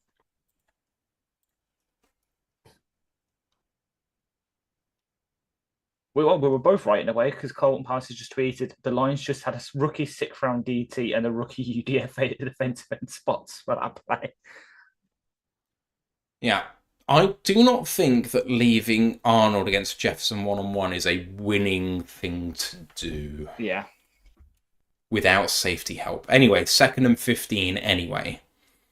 I would have thought about declining that penalty for 3rd and 10 rather than 2nd and 15. Yeah. Pascal back in. Yeah, and James Houston on it now as well. Snap taken. Darnold looking left, now coming back to the right, throwing over the middle to Jordan Addison. Nice tackle by Brian Branch. Gain of about 6. It's going to be 3rd down and 9. 12 minutes in this half. And a big chance for the Lions. How do you know about Brian Branch's tackle? I thought we were talking football here, not, His OnlyFans? Exactly. Let's talk about Branch, baby. 3rd and 9. At the 49, Darnold changing the play in shotgun. All the receivers to the right and a tight end to the left. Looking for Jefferson over the middle. Oh, great play! Great play by Brian Branch, knocking it away. 4th down and 9. You already know. The Packers just scored. I think it's a very big touchdown to Dontavian Wicks. Oh, jeez. Don't know how big it is, but... Oh, that was to a tight end. To Josh Oliver? No, 83, Jalen Naylor, my bad. He looked big, in my defense. 30 yards. Again, we're talking about his tackle. Punt coverage looks good. Fair catch called for and taken at the 17. All right. 11 and a half minutes to go. Lions down by 3 and have the ball. Ash, how times have changed. I'm less depressed now. We need the bunk. That is good teach tape for PBU. Oh, I'm sorry. I was about to say there's good touch tape for PBU, and I just see Branch just giving Naylor a quick squeeze on the bomb as he's going down. For God's sake. Oh, man, the Saquon Barkley run to set up the touchdown was beautiful, but the block on it was even better. Knuckles is back in the building. Hey, all right, let's go. The bet is back on. The fantasy team saved. I have one team. I've got fucking Tank Bigsby starting. The other got Tyler Goodson. Demo's my only good running back. So Houston have scored a touchdown. It's 14-10. Buffalo have scored a touchdown. That's 10-7 now. Let me see. Atlanta have scored a touchdown. That's 10-7. And Cleveland have the ball, but they need to punt the ball away. James Cook, let's go. Was it Cook? Yeah, I think. Nice. He's number 4, isn't he? Let me check on the thing because I was about to say it was Joe Mixon for thingy. Oh yeah, 11 yards. James Cook. Thank you very much. That's good. Carlton Wood says, tight end previous comments. Don't look up Donald Trump's comments on Arnold Palmer. I wouldn't trust Donald Trump's comments on any particular individual. Just because... Oh, you said that now. Now I'm going to have to do it, mate. Jeff Haley says, all biz boys, time to go to work, especially the cutie pies. Oh my God. We've got Twinkle Toes. Right. My God, what has he said? Arnold Palmer is in the golfer. Yeah, blah, blah, blah, blah. But the former president kicks off his rally with a detailed story about Arnold Palmer, at one point even praising the late legendary golfer's golf club, shall we say? Oh, for goodness sake. When he took to the showers with other pros, they came out there, they said, oh my God, that's unbelievable. Fucking hell. He was the greatest pro in the world, but we just called him Anaconda.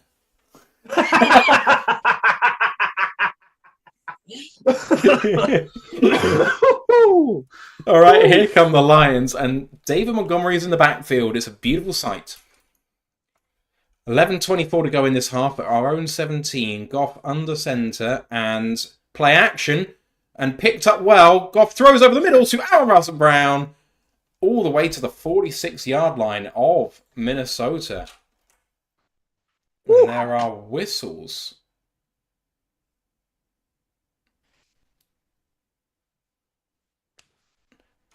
There is roughing the passer penalty, I think, on Minnesota, which is going to add on another 15 yards.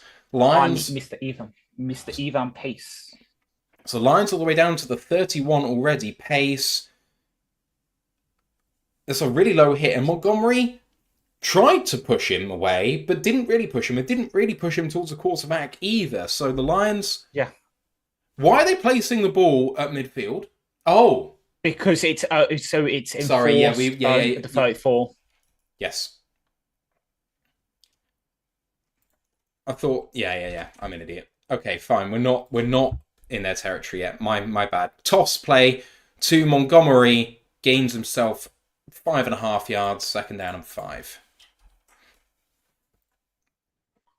Almost a fight happening. Raymond going after Jerry Tillery and someone else. I would advise Khalif Raymond to not go after Jerry Tillery.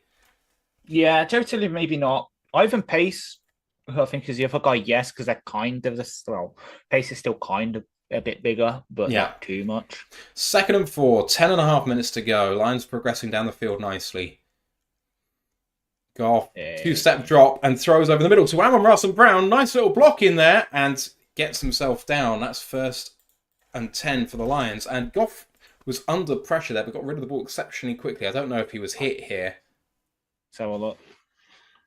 Oh, I'm still seeing a toss play, for fuck's sake. Which one's the one that actually worked for me? Goff did get hit, but I think it was bang bang. Brock Wright was the guy getting the block in there, which was good. 1st down and 10 for the Lions at the 35. Been progressing well on this drive. And that is a false start by the running back. Yeah, it is on David Montgomery. I saw that on the coverage. Monty got a Lear Langsty. 1st and 15. I think that is the 9th or 10th penalty of the game so far, which is insane. It's the 9th. Okay.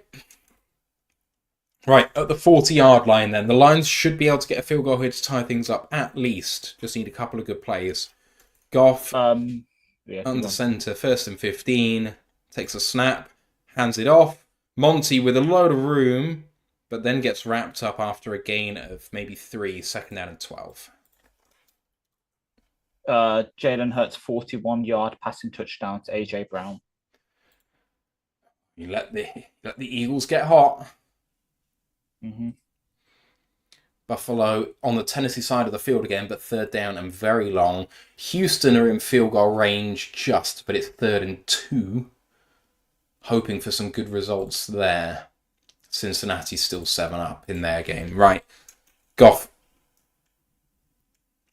They're showing cover 0 here. Goff. They are coming. Goff is well picked up, throwing for it all.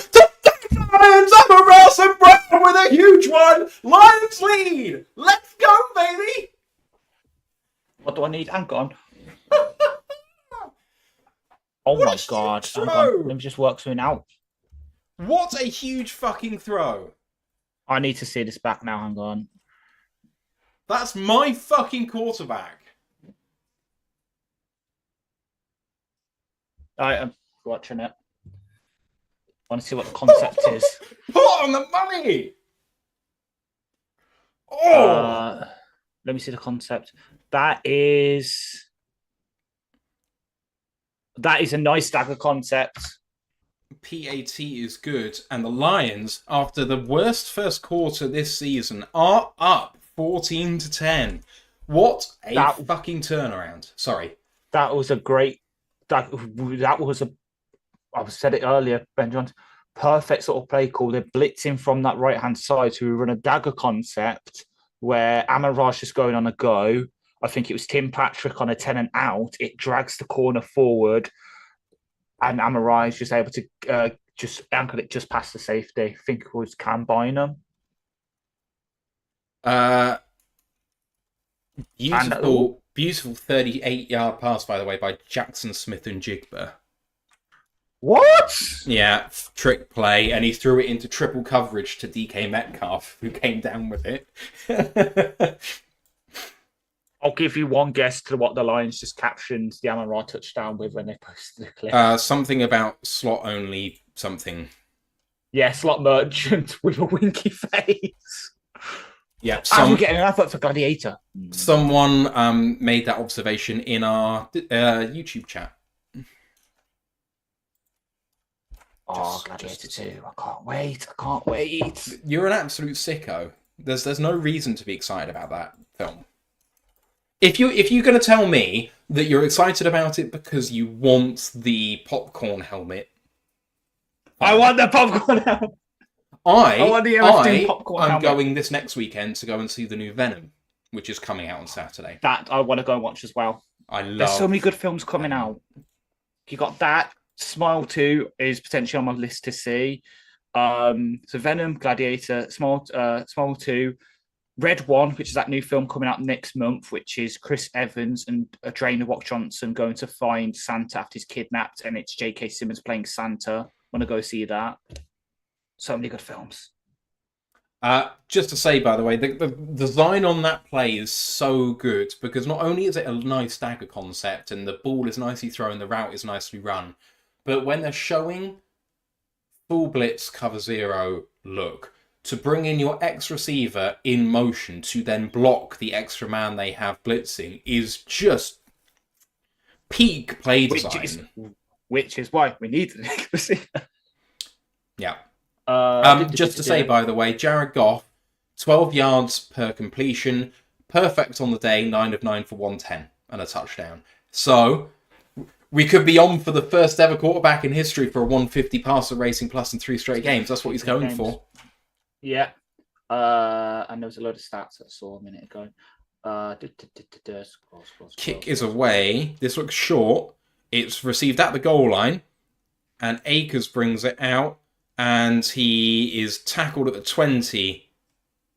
Really nice stuff by the Lions. So the Vikings lose 10 yards, bringing the ball out.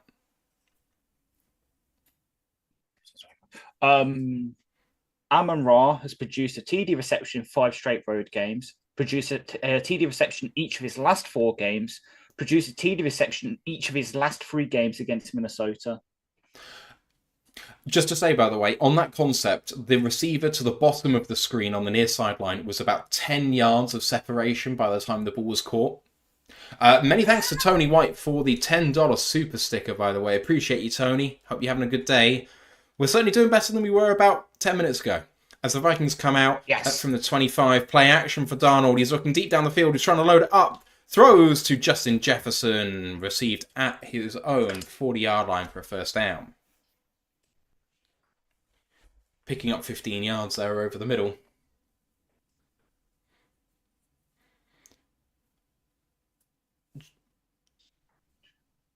Yeah. Really well done by Jefferson. Good play. That's not on Arnold. He's retreating back to his zone after Jefferson runs the route. Yeah. So nothing to say on that play. They should be able to take that all day if they run cover 2 zone. That's what happens.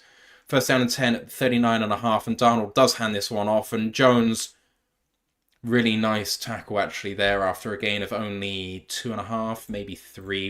We'll give him 3 because it's them running the ball. If it was us, I'd say 2, but you know. Yeah. Second down and 7. Freeland said, not sure if it was JMO, but the wide receiver on the left was wide open as well. It's like you read my mind, sir. It would be JMO. Or, well, the only other person it could have been was Sam Laporte, but it was he wasn't in to block, was he? Sam Laporte wasn't in to block, so it could have been Laporte running the route.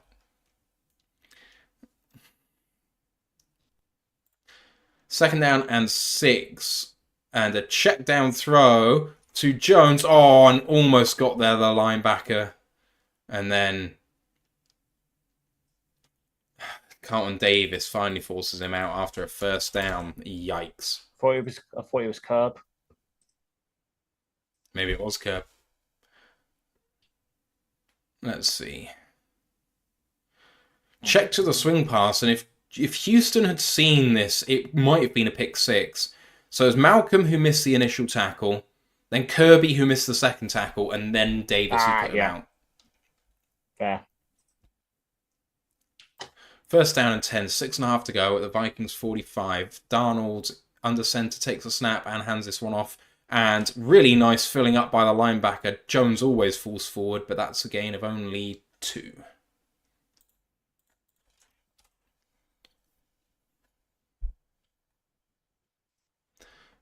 And got Emil Myers in the YouTube chat saying, "Do you know you're a cunt?" Yeah, I do. Well done. So Ukwu was blocked in the back on that play. Massive block in the back. I don't understand what happened there. Second down and 8. At the 43-yard line of the Vikings, Darnold in under center. Line showing pressure here. Fake handoff. Looking over the middle. Throws it. Picked off by Brian Branch. Another one. Right. And the script has been totally flipped by the Lions. Now up 4 with the ball. I'm going to rewatch now.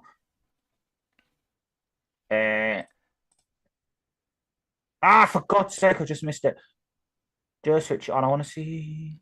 Throwing towards Jordan Addison, and Branch just sees it early. And what a leap and catch! They're going to show a replay so I can see what the concept is in the back end. I'm going to guess it's quarters. It's either cover 2 or cover 4, yeah. Let's have a look. Hang on, I'm getting a replay now. That is... Yeah, that's quarters. That's quarters. Right, Lions with a massive chance here now from their own 28. Goff takes a snap and hands it off. Big gap. Big gap. Tim Patrick on the block. Gibbs spins and he's down after a gain of 8. It's second down and 2. This is where we want to live. Yeah, this is it now. You said it. You said it a couple of minutes ago. The script is flipped now. I can feel my throat starting to hurt a bit. Shit. Right, I think I'll be all right. I might give my voice a break during the break at the half, so I might need you to just carry it for a bit. I know I normally give myself 5 anyway, but I might just not say anything much. Yeah. Goff under center, play action from second and 2, looking over the middle, checks it down to Gibbs. Lots of room for Gibbs, over midfield, and down at the 45 of the Vikings. Lions progressing quickly here, and actually, they want to kill more clock than this. Yeah.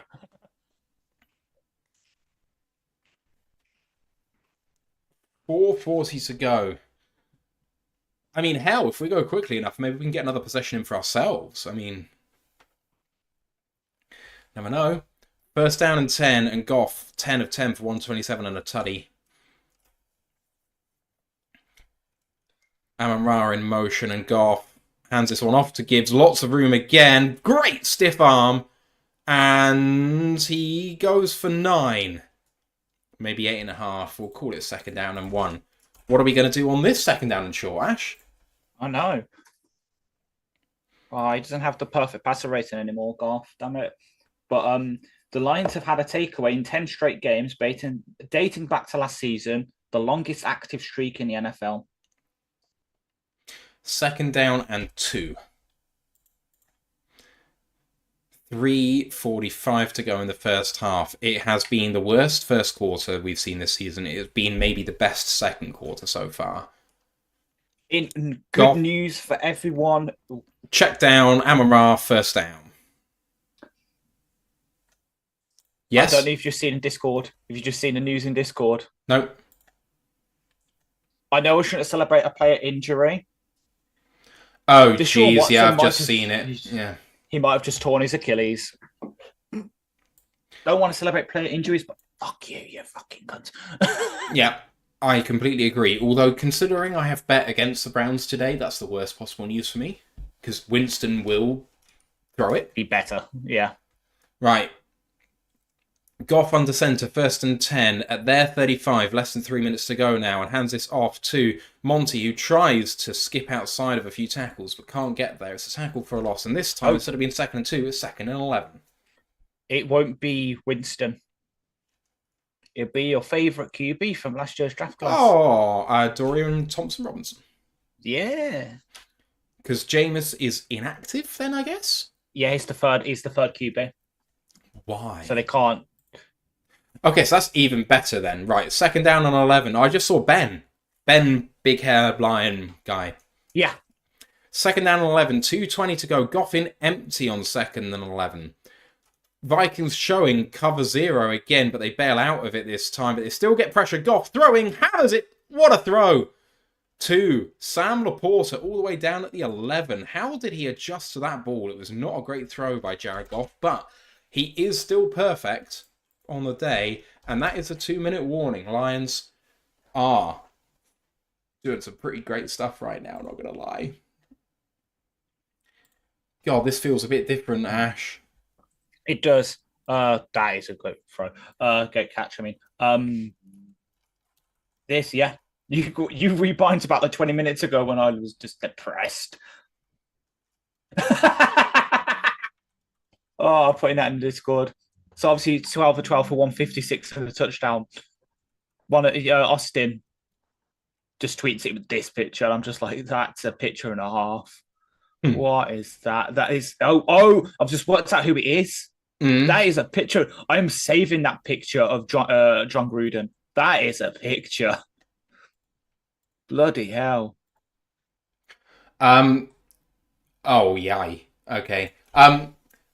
Geno Smith with 10 seconds to go in the half threw a 32-yard touchdown for Seattle, so they're going to go into the break nicely in the lead. Houston have scored a field goal, and they are in position to score again, second down and 5 at the Green Bay 14, so they could take a nice lead into the half there, hopefully. Buffalo have the ball, but they're down by 3 against Tennessee. Seattle up 17-7, and Cleveland have the ball 3rd and 7.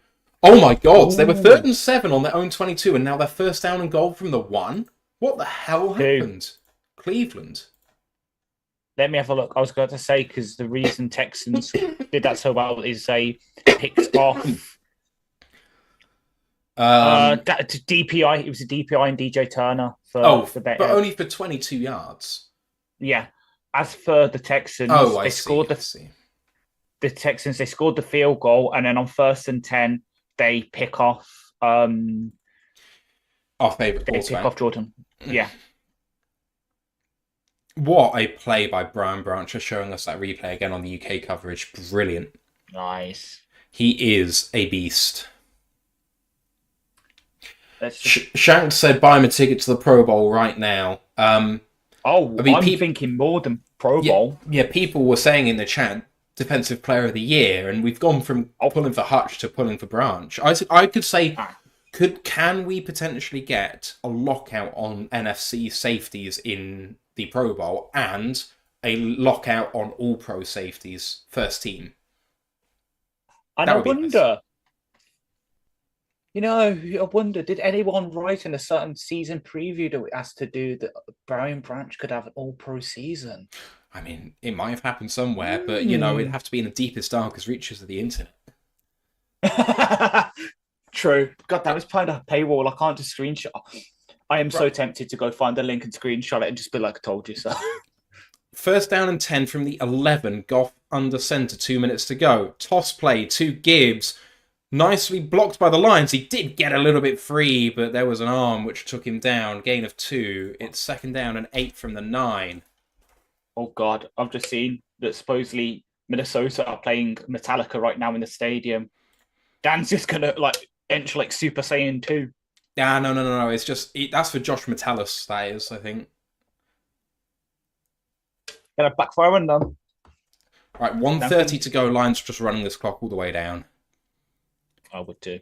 From the 9.5-yard line, second down and 8. Lions have 2 timeouts. Vikings don't have any, so they can really kill the game here. Goff in shotgun, probably will hand this off. 1 second to go, gets it off and does hand it off. Monty comes forward. There's an arm around his blooming neck for that. Around the backside, gets hauled down. No flag, obviously. Third down and 6.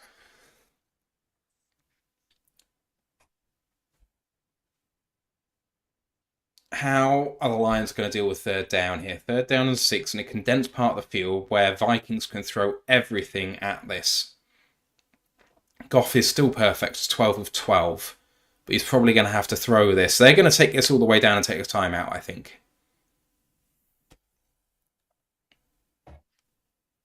Yeah. I don't mind it though, because it means run the ball.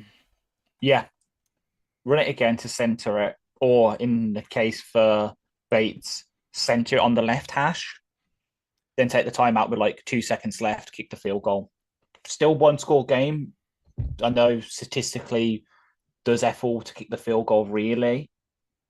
I tell you Like, what, this is calls for, and I hate saying this, the sort of play that we've liked to run at the first quarter of the season, which hasn't worked, which is not a run play, but something very much like a run play, like a screen. And yeah, this is not the place to do it, but it feels like it's what we might do. true. 29 seconds to go, 3rd and 7. Breaking the huddle now, and Goff comes out in shotgun. Jameson to the right, Amon-Ra to the left, Raymond in the slot on the left-hand side. Showing all out, no cover blitz.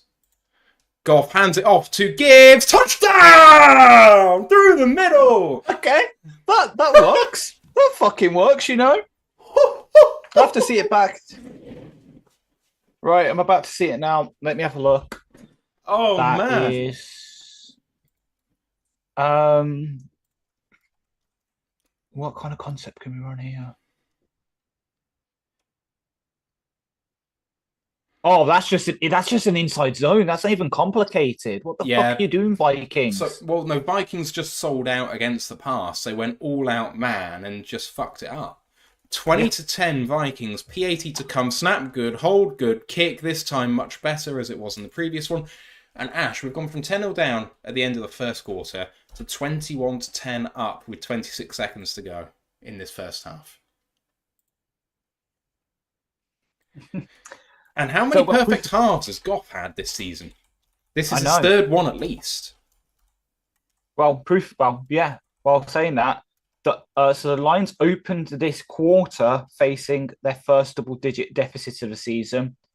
They're now going to halftime, handing Minnesota its first double-digit deficit of the season. Browns have scored a touchdown, but they missed the extra point. 7-6 ball game in favour of the Bengals. Oh, for God's sake, who's a kicker? Oh, don't tell me I picked up that kicker. It's Hopkins. I didn't pick him up, thank God. It's because I think he's in our league. I've got Brandon Aubrey, and obviously they're on bye, so I've had to pick up someone. Houston up 19 to 14 against the Packers, and they have the ball at the Packers' 14-yard line because Jordan Love has been picked again. You're joking? No, I'm wrong. That's just them scoring the touchdown, I think, actually. Yeah, that was them scoring the touchdown that they got the pick on earlier.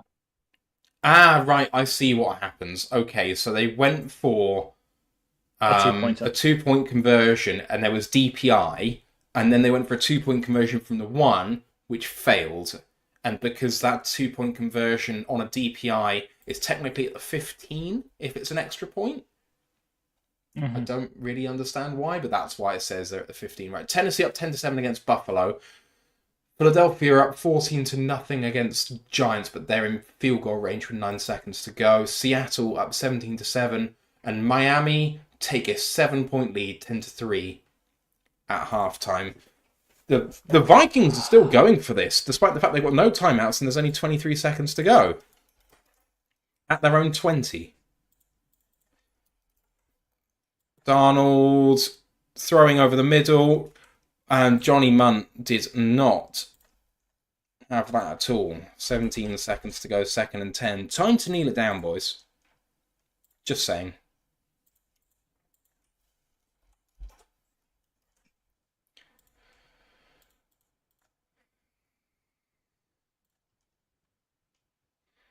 Field goal by the Giants was good, 14-3.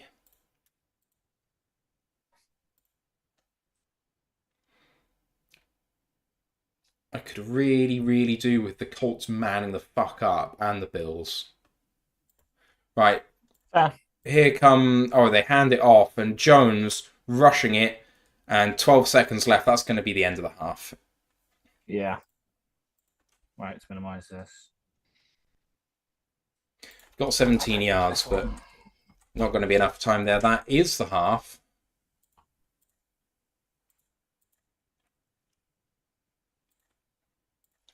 Vikings are going to take over for the second half kick.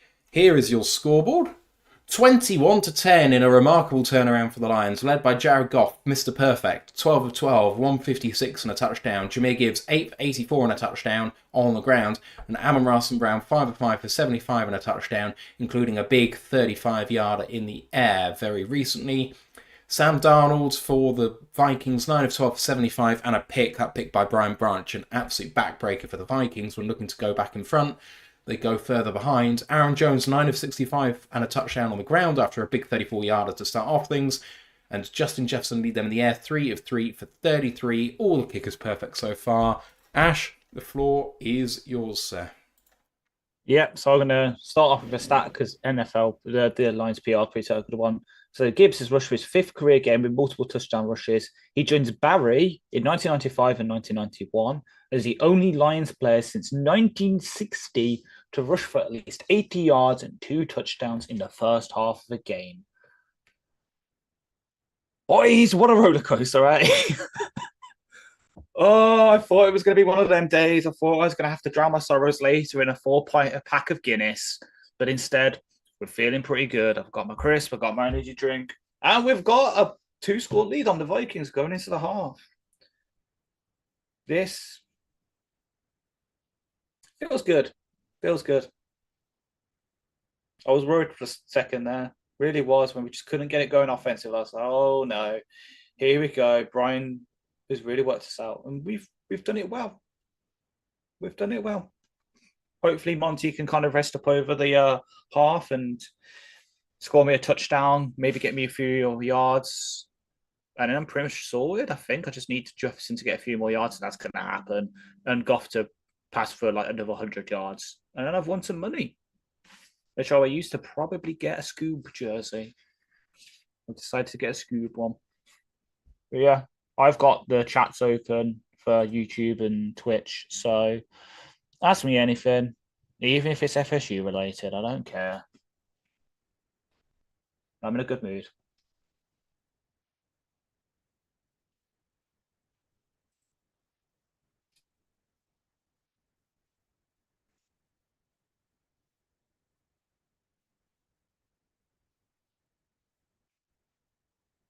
Oh, damn. Ooh, that ain't good. It's just come out that Curtis Rourke will be out for the rest of the season for Indiana as they get nice and highly ranked. So that looks.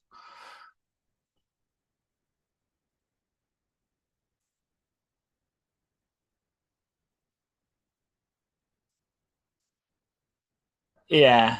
Like I even when I was celebrating it, like I feel bad for celebrating injury. It's just, it's him. Like he's not a good QB anymore, and he's a dickhead. He's a fucking cunt. So don't celebrate his injuries that much, but bye bye Deshaun. Do not care. Yeah, I hope. Well, even then with the third quarter attendances, let me see if I can get it up. NFL third quarter scoring. We're not the worst this season. Here we go. So right now, as of today, we are the best in the NFL at scoring in the third quarter.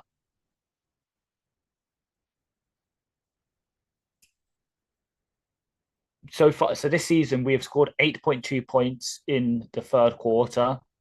The next best is Buffalo 7.5, and Minnesota. Am I being blind?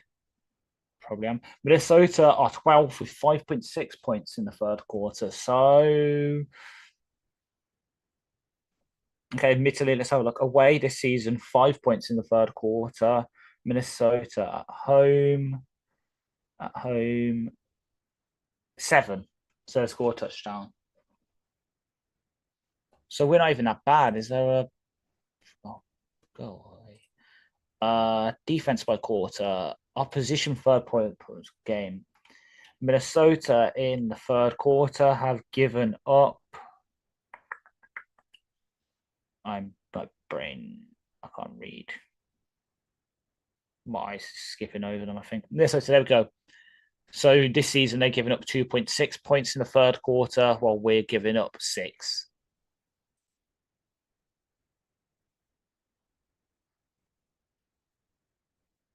Listening to Matt's an emotional roller coaster. What about me? I'm Matt's usually the steady one. I'm the one that was like depressed at the start, and now I'm riding on a caffeine high. Maybe it's the caffeine. I have not slept since Saturday night. Well, that's yesterday. So Saturday morning, basically, because he's bloody overnights. Oh yeah, I'm on PFF are doing that thing. PFF are doing that thing now where they do like the live grades, aren't they? Oh, for God's sake, lock me out. No, I can't see it. See if we can get some live grades for you. Bom. Yes, I know.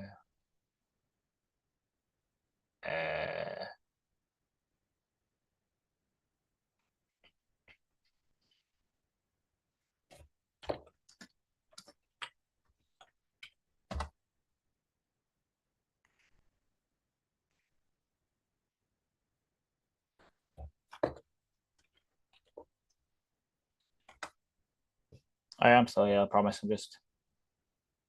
Yeah. Maybe it's because that first TD gave me hope, even though I couldn't watch it because his bloody streams. That's the one issue with it being over here is that we got picked for the Sky game, so it's not on the zone, which we usually use. Me and Matt can usually sync it up pretty well. I just can't afford to pay for Sky on top of the zone right now.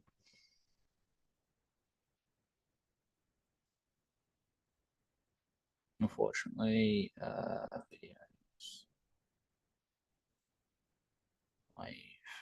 Yeah, they're not doing it right. Great. Oh yeah, same TJ. Like you could just see like our defense. The defense was doing good, but we just couldn't move the ball, and nothing seemed to go right for us. Like I don't like the fake punt call. Like if you're going to do the direct snap, maybe it was a speed option, as I said, because Valky was running directly behind JRM. But I'd rather just snap it to Valky because as much as I love JRM, Jaden Reeves, Mabin, Raz. Here we go. JRM's Raz, which I know we all don't. We should take always with a grain of salt. But his Raz was 5.51. His 40-yard dash was 4.68. Now, if I go home. Oh, yeah. So the third time in 4 games, Jared Goff did not throw an incomplete pass in the first half. And Cup's inactive. Yeet. Prospect only.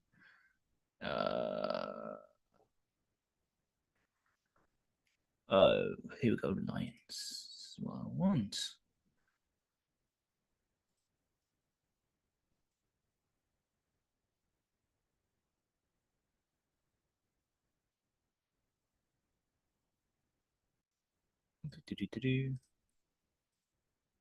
Come on, computer.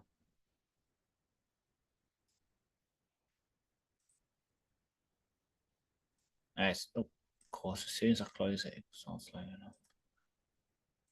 There we go, rest page.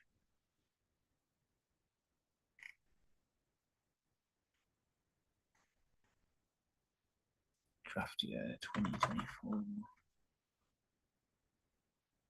Obviously, only Varky. There we go. That's what I was looking for. Okay, you know what? 4.62. So maybe JR is same difference. Yes, he is. I believe he just number one is going to be what? Yeah, I think he needs like 150 to be the first QB to ever do that in 3 straight games.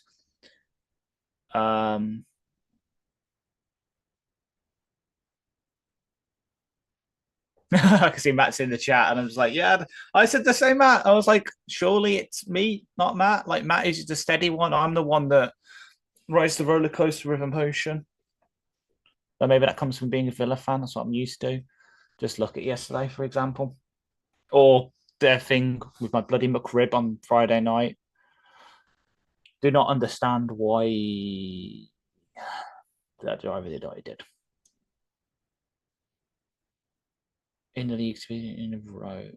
Maybe I think Mahomes might have done it. I think Rogers probably did it like 10 years ago. Maybe Allen. Maybe Allen. I have to double check that after. I can find that out for tomorrow if needs be. I'm not at work tomorrow, thankfully.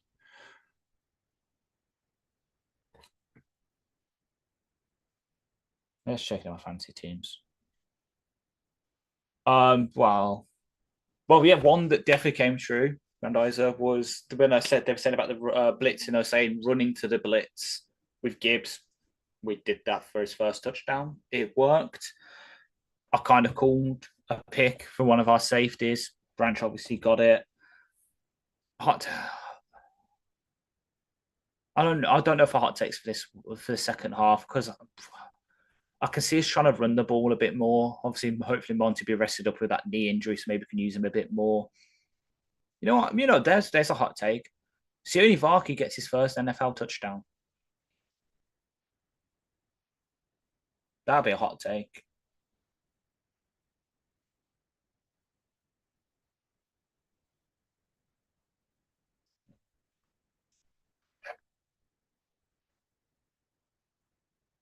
Cyber picked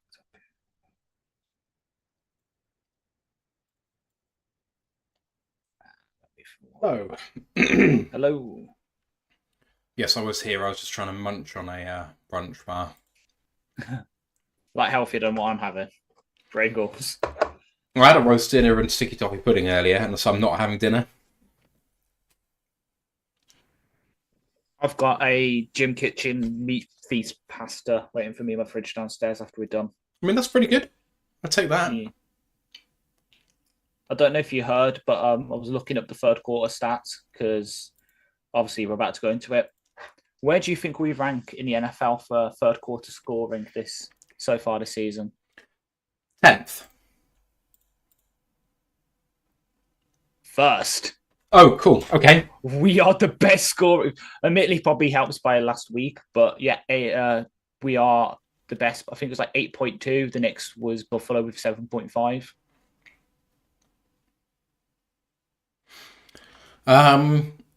Minnesota will come with a field goal with 5 minutes left in the game, says TJ. I don't think so. Mark, about me being an emotional roller coaster, says 3 times I've had to correct myself back and forth from bad news to good news to maybe bad. No, it's good. Fumbles, injuries, Jordan Love interceptions. In my defense, the fumble looked like a fumble and the flag was thrown incredibly quickly for the challenge. So that made sense because of the evidence on the field. Injuries... I mean, it's hard for the Monty one to not be taken badly, and it took a while to come good, that one. And the Jordan Love interception, that was good then bad. That was just me reciting again what you said from earlier, and I didn't get it, so there we go. Mike D. Barker says, I'm in Italy, had to rush Italians to get to this. Hey, Mike! Hope you're enjoying Italy. Ooh. Where are you? Score in GB versus Houston at the 19 to 14. Get in, you Houston. It's a beautiful thing. So Jordan Love, his stats at the half are 12 of 17 for 131, 2 touchdowns, 2 picks. In the Texans' 19 points, CJ Stroud has 44 passing yards. He is 5 of 11 for 44. Here we go. So second half is starting. Goff is 12 for 12 in the first half. This is the third time this season he's been 12 for 12 in the first half, also weeks 3 and 4. There have only been 16 other 12 for 12 or better first half since 1991, with Peyton Manning the only other QB to have done it twice, once in 2008 and once in 2009. A perfect kickoff by Jake Bates, grounded at the half-yard line and went into the end zone. So they're going to coming out at the 25? Or the 20. 20. I think it's the 20, isn't it? Yeah. Alrighty then. This is a massive drive, as Greg Olson's talking about. If the Vikings don't score here and the Lions can make it a 3-possession game, this is going to be Awful. Shanks 7-iron says, that looked like my hooked 7-iron. There we go. Out at the 20. Darnold's in shotgun. 3 receivers to the left, 1 to the right. Fakes a handoff. Wide receiver screen. And, Justin Jefferson that was. And he stepped out of bounds, and I'm not really sure why. Big gainer. But you can see I'm just still seeing bloody great. Oh, there we go. Now I can finally see something. Branch took an awful angle. God damn. That's the thing about Branch. Yeah. He's good ball instincts, but sometimes the angles he takes to safety are not right. He's taking a cornerback's angles, yeah. So, 14-yard gain all the way down to their 34 now. Darnold in shotgun again, and doesn't hand off again. They do the same play, but to the other side, and this time, Justin Jefferson hit for no gain. That's Malcolm Rodriguez. Watching that Branch one, I think it's just because he was trying to shoot between Terrion and Anzalone, and his momentum just took him into Arnold, unfortunately. Oh, yes, but if you're trying, if you're a cornerback, you shoot the gap. If you're a safety, you make sure the team is safe. There's no one else behind you. Right, 2nd down and 10 at the 34.5. Darnold in shotgun. Naylor in motion on the left-hand side. Fakes a handoff again. Darnold under pressure. Might go down. Flag is down. 2 flags are down in the offensive backfield, and Darnold throws this one away. This is hopefully going to be holding.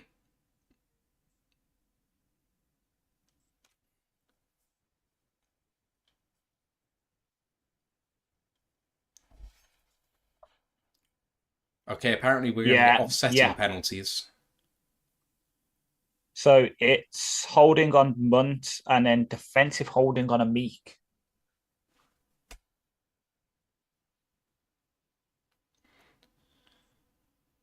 Penalty offset, and it's still 2nd down and 10. The problem is that I really feel like the fact that they had 2 fouls to R1 on that play means 1 and 1 should offset, and then we still get holding. I hate that 2 can offset 1 there. It's crap.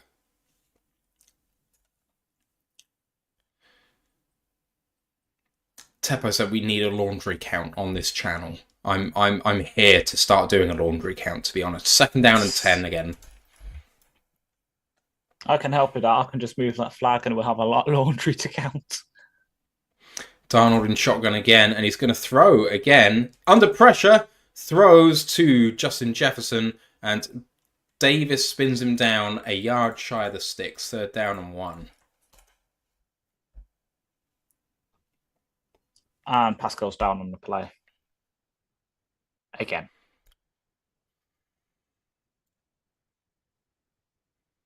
He hurt his knee before, didn't he? No, it wasn't his knee. He was trodden on before. Yeah.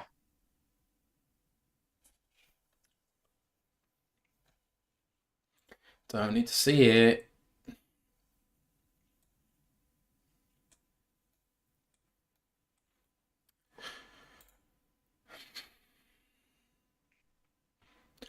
Atlanta are primed to go in front against Seattle. It's 4th down and 1 at the Seattle 5 down 3. And Buffalo are at the Tennessee 12, 2nd down and 10 down the 3.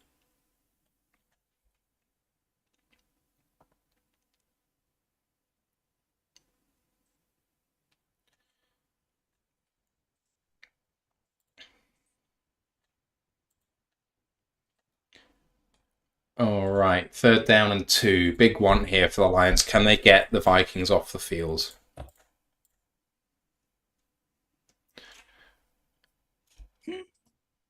At the 43 of the Vikings, Darnold is going to throw for it. Steps back, looks left, throws. Easy completion to Jalen Naylor. Fumble! Recovered by the Lions is Branch! Gonna toe tap all the way down the sideline. Gonna go maybe all the way against Aaron Jones. Stands up. Branch! Touchdown! Touchdown, Lions! Will this come back on review? Because he was very close to the sideline, Jalen Naylor. Let's see. For the moment, this is going to stand. For me, you've got a live review now because I'm finally seeing it. Let's have a look. So he's out of bounds. out of bounds. Did not Yeah. lose control before the end of the play. Yeah! Damn! So the ball is about to come out when he touches down there, and it takes another quarter of a second for the ball to come out, but he definitely still has control. Ah!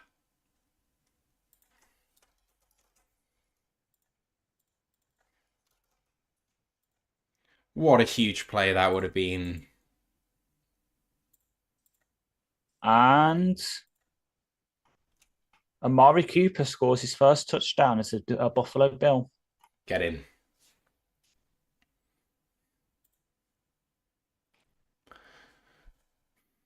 I just need Indy to man up here.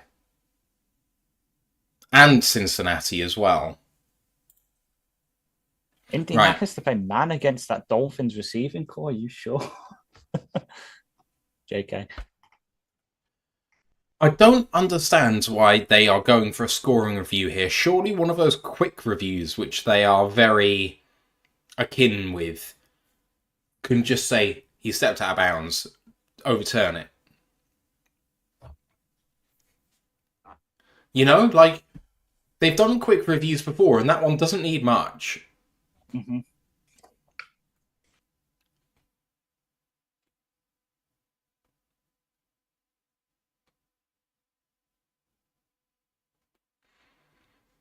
I've just seen the Deshaun Watson Achilles injury. He's fucked. He wouldn't rape a man. Like, maybe he's an equal opportunity rapist. I don't know. Allegedly.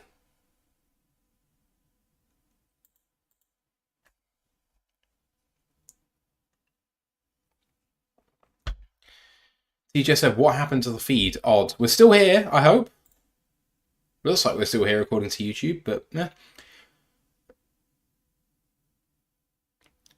Free Climb just said, Tepper said Lossy for a minute. I don't have any dropped frames, so I don't know why that happened. That must have been YouTube.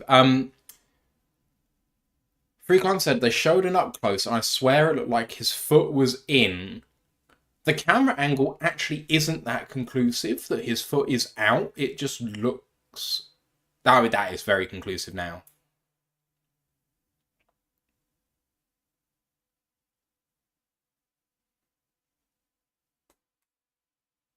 Oh! His toe is in. And by the time it comes down, the ball might be out.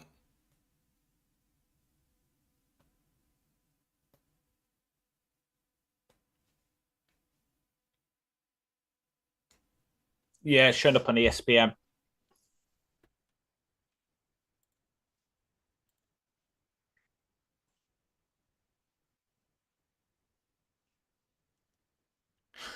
Right, so from what I can see, he lost possession of the ball while the foot was in bounds, but he then touched it while out of bounds. Yeah.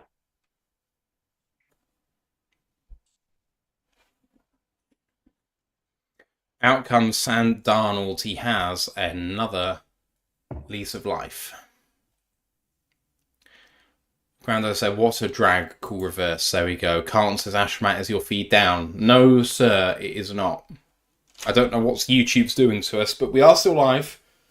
Mm-hmm. Shank said, too close to overturn, question mark. I don't think so, because the thing is, you don't have to prove whether a fumble happened or not in time. All you have to prove is that he touched the ball while his foot was out, and I think you can do that. So, There we go.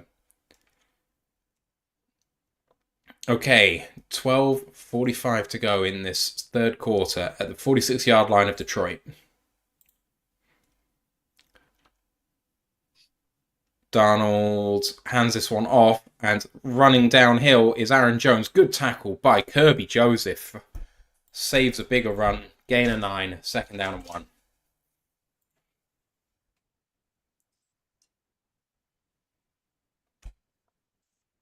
Such a weird call there, isn't it? Where, like, he was out of bounds, but I don't know whether he had the ball or not. Another run by Aaron Jones and a first down this time. 12 minutes to go in the third.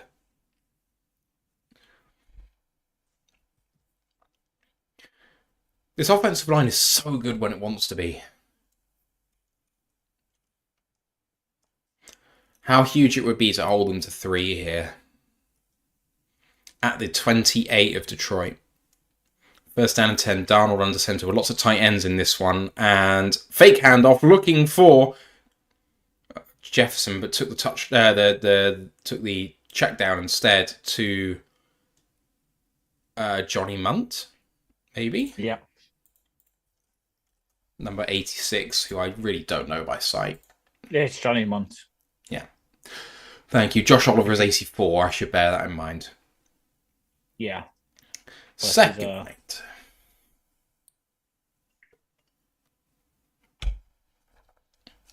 Ukwu's in on this play.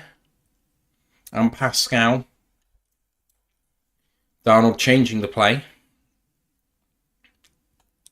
Only 5 seconds to get this off. Takes a snap, looks left, throws it into the floor, busted screen, going to Jones, threw it into the ground, 3rd and 8.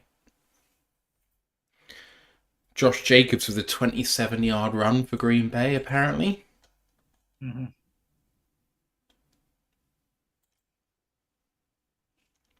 And the F1's just about to start. Yeah. Come on, Oscar Piastri. Where's he starting? If I want to say. So, Better than where he was in the sprint race. 3rd and 8 for the Vikings. I do believe that's a touchdown. Vikings throws, touchdown, Justin Jefferson against Amik Robertson. That's not an assignment that you're going to win very often. Should be OPI, but we move.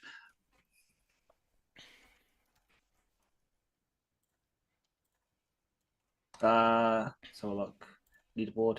Piastri is starting 5th. So it's Norris, Verstappen, Sainz, Leclerc, Piastri, Gasly, Alonso, Magnussen, Perez, Tsunoda.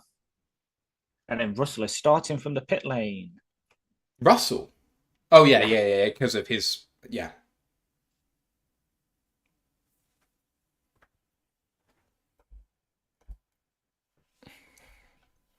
I have the race on.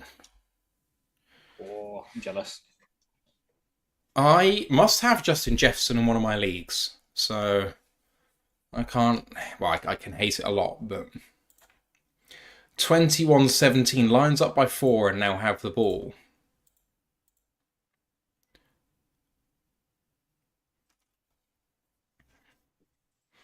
Huge run by DTR just then for the Browns. 4th and 1, incomplete, turnover on downs. 4th and 1 play for Seattle, Charbonnet completes. Just seeing all these highlights. Dolphins fumble. And Colts running it back to the 35, 30, 27. Hopefully Packers the Colts just scored. Ugh.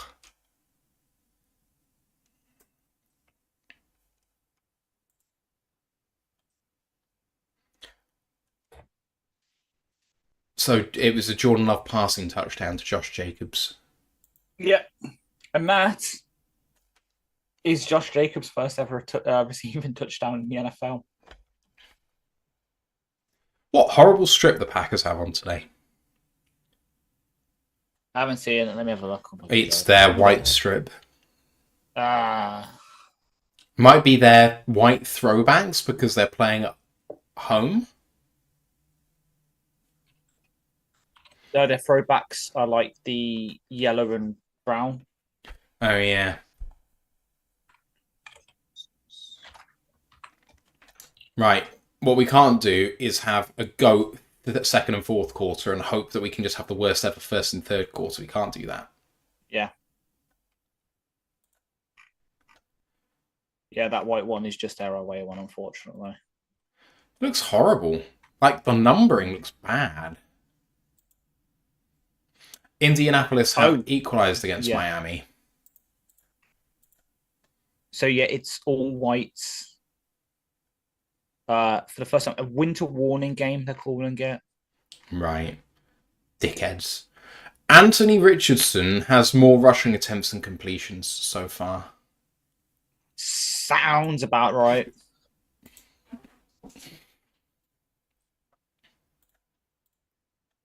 Sounds about right.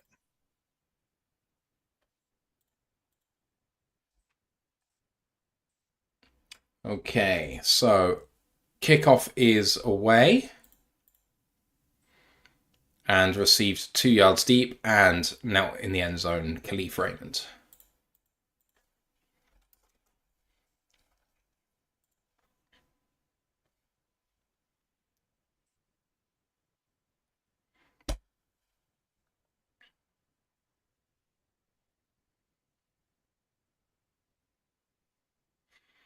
There's no way that was OPI, by the way.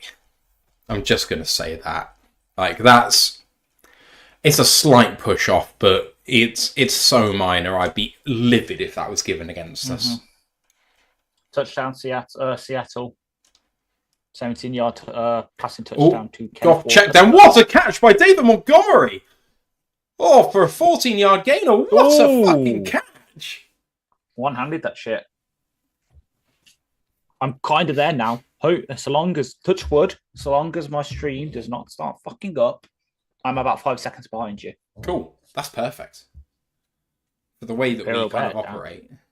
Yeah. I prefer seeing it a bit behind anyway. I can do my scheme stuff. Yeah, colour stuff, yeah. Detroit 44, Goff under center and hands this one off to Monty, runs north-south and gets himself 5 yards with the legs still going. It might have been 6, second down and 4, we'll say. Oh, how's KOC feeling right now? Oh, I'll tell you what, Monty saved the perfect game. Yeah. At midfield, 2nd and 4 for Jared Goff. Takes a snap and hands this one off too. Vikings come up and do really well there against that. There's a flag on the play as well. This is going to be holding against the Lions, I think. Yeah, against Glasgow. I was about to say, us Detroit sports fans are used to being screwed out of the perfect game, though. Not a perfect season, though. Mm-hmm. Right. Yeah, that's a clear hold. 2nd and 14, 9:30 to go in the third quarter.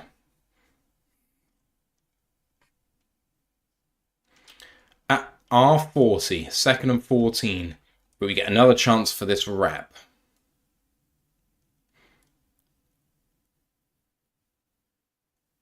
They bring pressure. Goff throws quickly and throws it out to Khalif Raymond for a gain of 4, and it's 3rd and 10. 3rd and 9, correction. It's a nice play under pressure there. Mm-hmm. Gets it into 3rd and, I mean, frankly, manageable. What about that for stats? 9 of 9 for 112 and a touchdown versus the Blitz. 3rd and 9. Thought Goff was supposed to be bad against the Blitz, eh?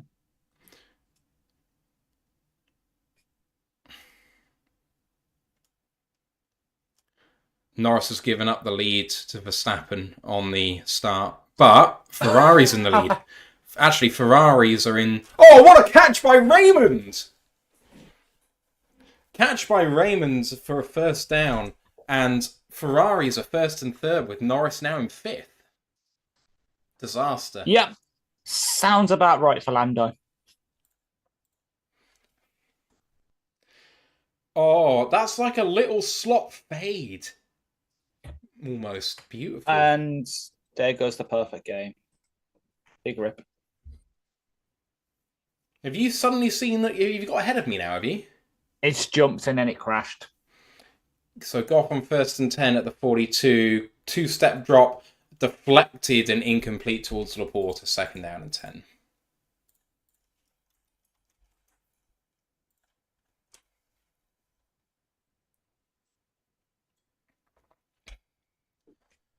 Oh, the Dostal said, Goff is an engineer out there. I don't know what that means. Danny Band says, question for Ash. Villa win Champions League or Lions Super Bowl? Ouch. Lions Super Bowl. We've already won the Champions League. I mean, it was called the European Cup, but... Yeah, it counts. Why does it count for Real Madrid and all those teams, but not for us? Well, hey, we've won 6 of them, and only 2 of them were called Champions League. So, it's a point against Liverpool if we're talking about that as well. Looks like the Lions had to take a time out there, which is not ideal, guys. Sorry, that wasn't Norris in 5th. That was Piastri still in 5th. Norris is 4th. Leclerc's in 1st, and he's out of DRS range on lap 2. Oh, yes. I knew it was the right thing to put my DRS boost on Leclerc this week on F1 Fantasy. Cincinnati have stretched their lead. Get in, sorry. So it was a helmet issue for Amon-Ra, which is why we had to burn a timeout. Right.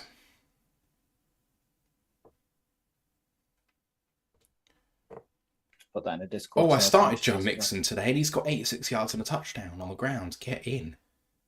Right. Lions on 2nd down and 10. Can we get some points on the board on this drive? At their 42. And there's a flag for a false start on Penny Sewell.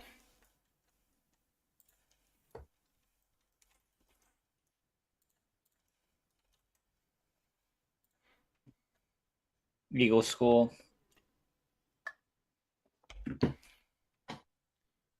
Okay, so my cash out at the moment, having put £15 on, my cash out's now at £22. I'll return £437 if it comes in. Decent. Be nice. Eagles have basically got it sewn up. Bengals are now in the clear. Just need Miami to do the business. Well, the opposite of that. The Colts to do the business. Here comes Detroit on 2nd and 15.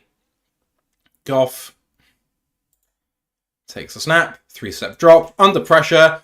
Almost loses the ball. Throws it down. What a throw! And that's Tim Patrick down at the 25-yard line for a first down. Jared Goff. The defender came in and did the hand swipe to try and knock the ball out. How Goff has missed the strip fumble here, I do not know. Let's have a look. Jonathan Grenard. Oh, he almost got there too. That's unbelievable poise by Jared. Right. At the 25, Goff with a quick throw out to Jamo, who has to try and beat a man. That's a tackle for a loss of almost 5 yards there. 2nd down and 15. This defense is so aggressive and so fast that stuff in the flats, east to west, doesn't work. Stop it. Exactly. Hamilton is out of the race. Safety car.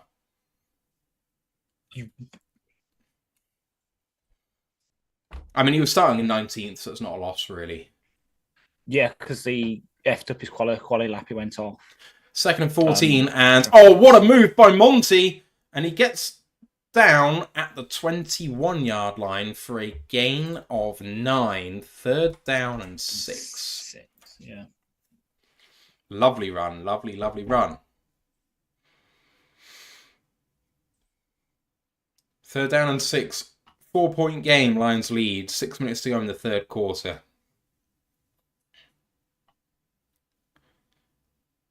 Are they going to do cover 0 again?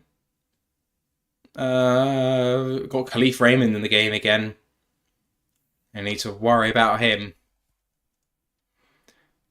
Goff from the 21-yard line calling for it in shotgun. They only bring 4. Goff over the middle to Khalif Raymond with the block. Gibbo, sprung free, touchdown, Khalif Raymond. Let's go. Nostra Turner. Let's go. You want to look out for Khalif, baby. It's a bit hard. It's a bit hard. Is my height, so sneaks on through. I don't know. I'm trying to watch it now. My stream's been a bitch again. Defender just fell when Raymond made his cut as well, and then a great block by Gibbo. Snap good, hold good. Kick through the middle. Jake Bates has found his form once again. 28-17.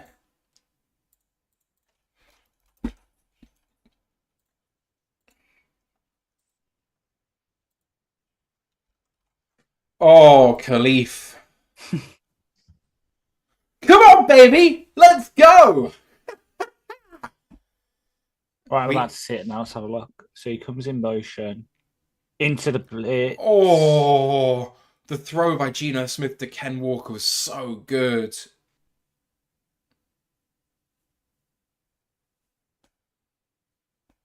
DTR's been picked after a tip ball.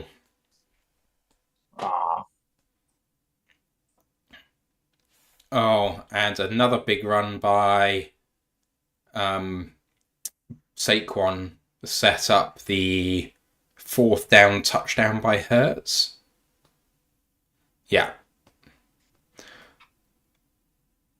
Oh no, sorry, he converted the 4th down and 2 from the 5, and then they did the brotherly shove. Oh. Say that touchdown puts Goff's passer rating back over 150. Nice. Buffalo have scored a field goal, 17-10 in their favour now. Green Bay are at 4th and 1 on their own 13, only up 2. So you've got to imagine Houston getting the ball back there. It's all going pretty well. Indy, though, are going to have to punt the ball back to Miami. Tyler Goodson scored for the Colts as well. Mm-hmm. Oh, Jeff Hurley said, like a leaf on the wind, which I absolutely I like that. We might steal that for tomorrow. Yeah.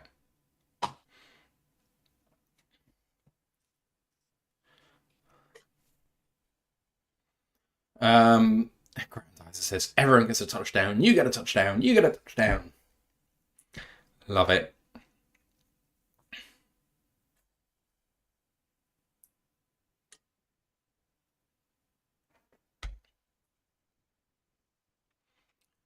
All right, everybody, how you feeling so far?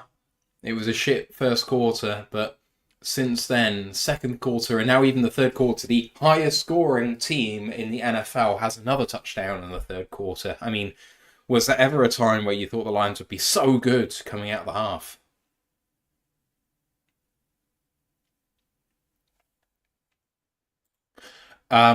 The Sky coverage just laughed when they said, is Jared Goff in the form of his life? Sure seems like it, guys. Yeah, we're fucking laughing. Touchback, and the Vikings coming out at the 35.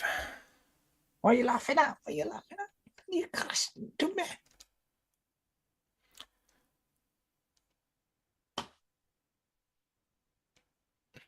If my aunt had a cock, she'd be my uncle.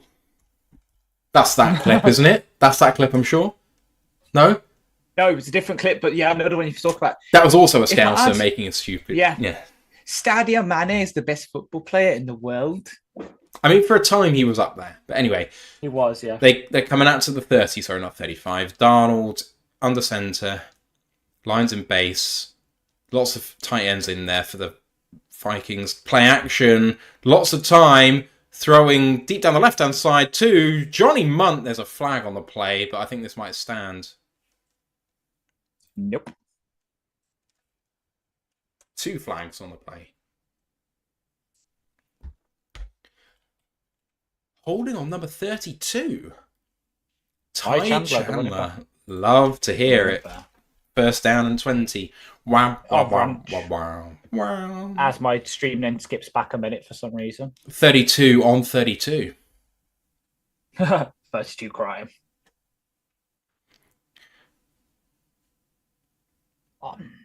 Once again, I have to say I am putting the Lions Crucial Catch hat on my birthday and Christmas list because it looks absolutely amazing. Grandizer said, like a leaf on the wind, Serenity, aka Firefly. Oh, I got the reference. Serenity and Firefly, one of my favourites. Right, Darnold in shotgun, 1st and 20 this time from their 20. Looking for a throw to the left and throws to the left. Lovely catch by number 84. That's Josh Oliver. Gain of 5. 2nd down 15. Me Oh, looking up that number our, came in handy.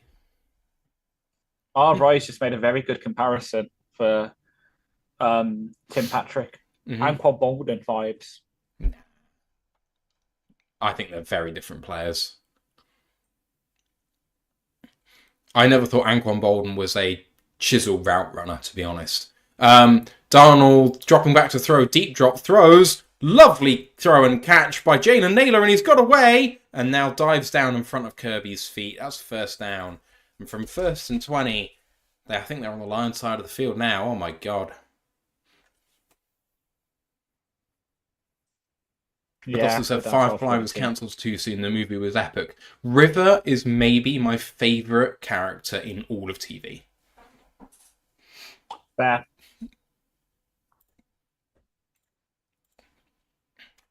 Four minutes to go in this third quarter. Can the Lions hold this offense at the 42 of the Lions? Darnold in shotgun. The Lions have struggled to get pressure. And they're coming again, and Darnold has to escape to the left. There's a flag on the play, but he was out near where the DBs are. Darnold skips out of bounds. Some more laundry. It's coming back, apparently. Offside on Madison. Huh. Okay. Mm-hmm. The Lions have gashed the top scoring defense in the NFL for 5 explosive plays so far today. 3 of them have resulted in touchdowns. Offside on an offensive player is just stupid, isn't it? Happens a lot more than you suspect.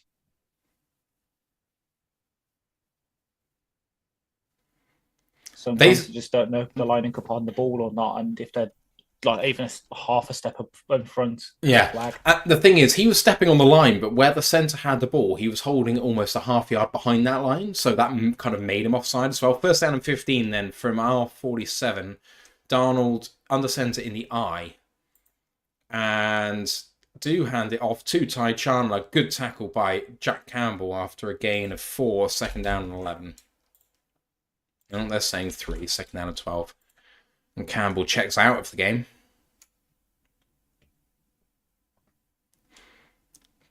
Norris has fallen a long way behind here after the restart. It happens. Let me have a look. I don't understand why.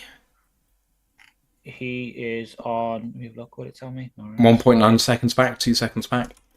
I was looking for his tyres, but they're all on mediums. Second down and 12. Darnold takes a snap. 3-step drop. Lions bringing blitz. Could get there. Throws it to Johnny Munt. And a good tackle by Alex Anzalone. Gain of 3, maybe 4. Third down and 8. JRM came on the blitz there and almost got home. It was 3. I was right. Third down and 9. This is a huge play. Huge play, Ash. 2 scores up. Third down and pretty long. What can Aaron Glenn dial up here? Take a leaf out of the Vikings book and bring some phantom pressure. Well, this is a really funky formation by the Lions. Rushing just for Darnold, trying to escape upfield, then didn't. Good throw to Aaron Jones, complete and out the Lions 23, first down and 10. I thought Darnold was going to scramble for it, decided against it and put a lovely ball on Aaron Jones.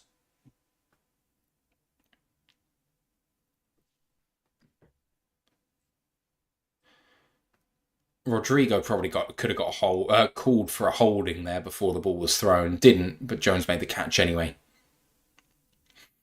Couldn't get pressure, and this is going to be the Lions' problem now all season and putting their DBs under pressure because without Hutchinson, there just isn't a huge amount of pressure at the moment. Yeah. Takes a snap under centre and hands it off to Jones, and a good tackle by Isaac Ukwu for a gain of 2, second down and 8. Second down and 7, correction.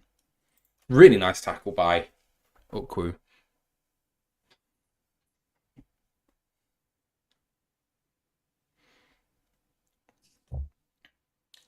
So yeah, in that third down, the reason why I said it was a weird formation is they had a wide 9 on the left-hand side, and then a 1-tech, 3-tech, and 5-tech all on the right-hand side. They didn't have anyone between the 0 and the 8 on the left-hand side of the formation. Second down and 7 at the 21, could be the last play of the quarter. Fake, and Darnold under pressure from Pascal. Sack! Huge sack! Get in! What a fucking play! Come on! Well done, Pascal. That's what we need from you, especially when you're banged up, gone off and being treated twice today. In the wide 9 position, sees the fake. They're trying to get a playoff here, third down and 16. And they do not get it off. Third down and 16, just about in field goal range. 3 points would make it a 1-score game because it would be an 8-point game, but that would be pretty great for the Lions right now. I have not done any stats whatsoever in this third quarter, so let me rush and do that quickly. Ash, how are you feeling at the moment? Still pretty good. Obviously, it's nice to get that sack. It means we're getting there. Probably would like to see us line the Ds a bit up wide. I know, obviously, you said we had that weird formation with, I presume, probably Ukwu at the wide 9. But because we're playing with undersized guys, especially on that side, with Houston, Ukwu, start winding them up a bit line wider, perhaps it'll work. And then offensively, just keep on going. Only thing I want to see now is about 30 yards from Goff, 30 from Monty, and 20 from Jefferson, and I'm very happy. And obviously us to win. We need to win. Here are your stats then. Lines up 20 what? No, sorry, that hasn't been updated.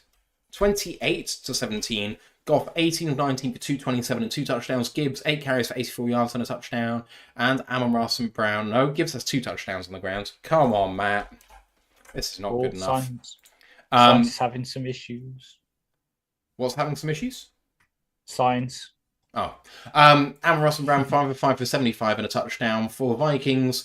Darnold 19 of 23 for 194, a touchdown and a pick. Aaron Jones 12 of 87 and a touchdown. And then Jefferson 7 of 7 for 81 and a touchdown. The pick on Darnold was by Brian Branch. There was almost a forced fumble return for a touchdown by Branch, but it was called back on review. Kickers have been perfect. Sack just now, first one for the Lions by Josh Pascal. 2 for the Minnesota team. 1 by Ivan Pace. 1 by Andrew Van Ginkel. All right, this is just a wild game. So 7 of 7 in the third quarter. Vikings driving, but third and long. Key to keep them to 3 here, Ash, I think. Yeah, just keep them to 3. Still, it's a 1-score game then, and then we can just control the clock. So all we need to do, we've got Monty seemingly back up to reasonable healthiness now. Still got Gibbs, who hasn't really taken many carries so far this second half. And then we've still got Craig and Sione back there as well. We've got enough to keep the ball rolling. Touchdown Cincinnati. By the way. We got it. Didn't see. Please be Higgins. So look, please be Higgins. It is T. Higgins! Yes! I'm glad I didn't start Chase Brown. I'm saying that right now. Okay, here we go out the timeout. 3rd and 15. Very much in field goal range at the 29-yard line. Although they would like to make that a little bit easier, I think. Mm-hmm. Maxad saying, Lions are looking unstoppable. Hopefully we can get a Super Bowl out of this season. Man, I bloody well hope so. Yes, please. Same. Right. 3rd and 15. Oh.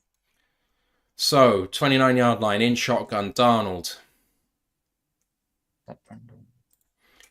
3-step drop. Now further 4. Getting out of pressure. Almost hit by his own man. Trying to escape to the right-hand side. Now coming upfield and skips out of bounds after a gain of about 5. It's going to be 4th down and 9, I think.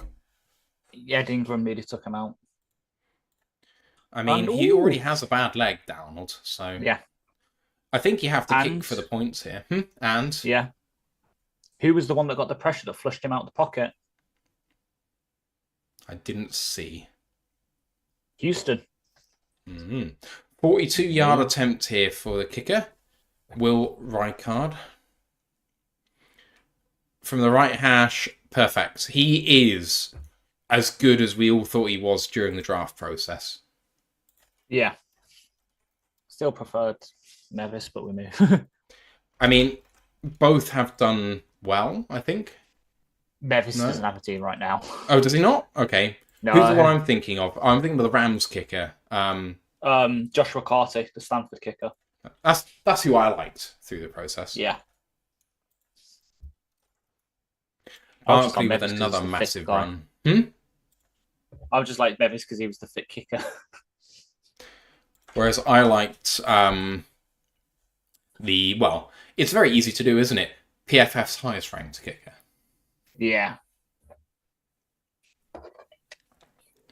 Falcons fumbled the ball and a 61-yard recovery for a touchdown by Seattle. That's going to end that game. T. Higgins with a lovely touchdown to save for the Bengals. 21 to isn't 21 to 6. Really just need the Bills to score on the Titans and the Colts to score on the Dolphins, and then I'm just sweating the Washington game later.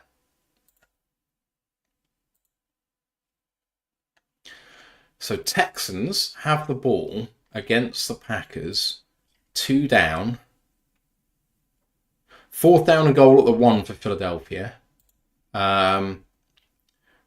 Texans, where do they have the ball? I can't see it. 1st down and 10.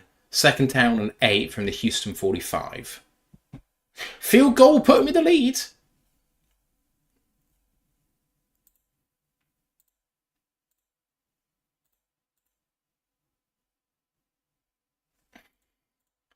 My cash out is inactive at the moment. Touchdown Eagles. And Bills are 1st down and goal against the Titans. That should hopefully ice that one. So the only game I have in question, Ash, at the moment, if the Bills do convert their 1st down and goal against the Titans, the only game I have in question is Dolphins-Colts, where it was Colts -3 and it's 10-10. I could do with £437. I really could. Especially given my double win yesterday, and thank you for that, by the way. You're very welcome. I really couldn't believe that Brighton were almost 4-1 away against Newcastle. It just seemed so bad. Like, I was like, that can't be right. Am I missing an injury? And I was looking and I was like, I don't think I'm missing an injury. So, Nakura says he needs 50 rushing yards from Monty. I'm not going to lie, it doesn't seem like it's going to happen right now.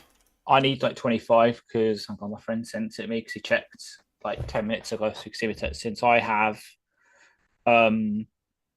obviously us to win, Amarat to score anytime, which has happened. Goff over 254.5 passing yards, Monty over 52.5 rushing, and Jefferson over 93.5 receiving yards.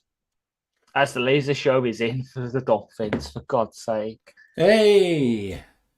Nakura said, sorry, he needs 50 rushing yards total, so he only needs 24 more. So that should be achievable in the 4th quarter. Mm-hmm. Houston, bloody hell, 4th down and 10 at their own 43. Goff, toss play to Gibbs, gets himself 4 yards, and it's going to be 2nd and 6.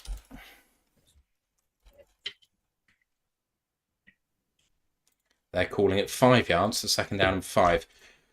The Lions can get any points here. This is going to make it really hard for the Vikings. So what can Ben do here?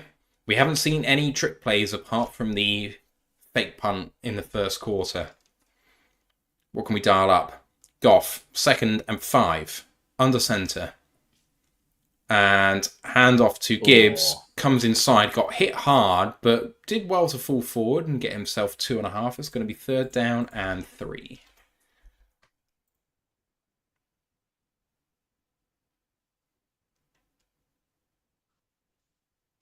Third down and 2, correction. Come on. Just do it again. Gonna bring my bubblegum. Blowing up bone cranium. Third down and 2. Run it to the left, run it to the left, run it to the left. Yeah, run it looks to the left, massive at that side. Goff hands it off. Fake handoff, in fact. Play action, throwing over the middle. Oh, no. Nice throw and catch. That looks like Amon Ra St. Brown. It is. He is money on third down. Getting close to a 100-yard game for Amon Ra now. And look, he's not in the slot. Well, he's very, very close to the line of scrimmage. I mean, it's tight. It's a tight, but it's because it was 2 tight ends. So yeah. It was right who's technically in the slot in that play. Very nice. First down and 10 and 11 personnel here. But Wright now checks in as the second tight end from the outside receiver. Goff trips. Hands it off to Gibbs, who manages to get himself a yard. Second down and 9. Drew Lock is in at QB for the Giants. Hey! They've upgraded the position. Second down and goal for Buffalo at the 4. Give it to James Cook. Indy, first down and 10 at the Miami 32. 3 points there would give me the push. Second down and 8 at the 44 of the Vikings. Goff, sack fumble, but he gets back on the ball. Ow, that looked like that hurt. That's a bit. Jonathan Grenard, but that could have been so much bigger for the Vikings. I'm pretty sure this ball comes out. I'll see this again, but it looked like it did. It does, yeah. Oh, yeah. Yikes. Nice rush by Grenard, who's had the bettering of Decker all day. Third and 18 after a loss of 10 on that sack at our own 46 now. Goff changing the play. Only got 4 seconds to get this off. Needs to get it off. Does. Just. Goff with a big drop back. Throws over the middle to Amon Ra, but that is never getting there. Down at the 48 of the Vikings. That's fourth down and 12. Oh, pushing and shoving. Handbags.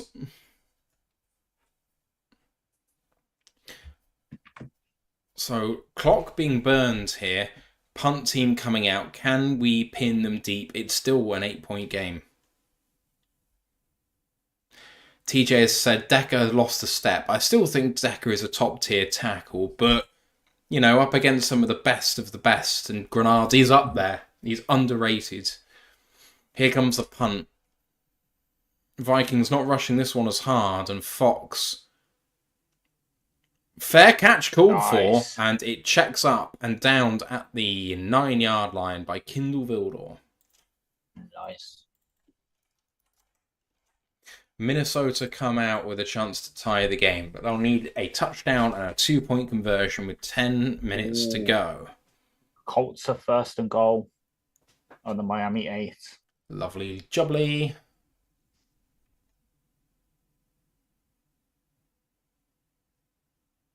Kirk Cousins has a bleeding nose after the Boye Mafe sack. Buffalo touchdown.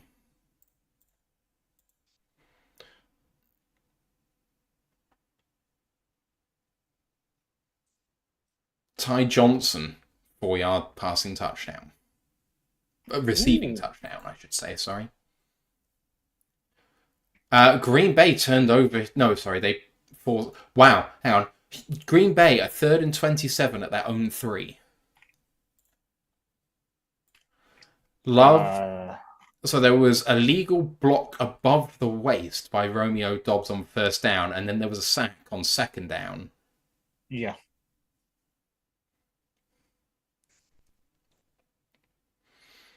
Okay, so what can Houston do from there? Come on. Oh, Love only just got out of the end zone as well there. Yikes. I'm watching Red Zone at the moment, so the Colts are 3rd and goal still from that spot from the 5.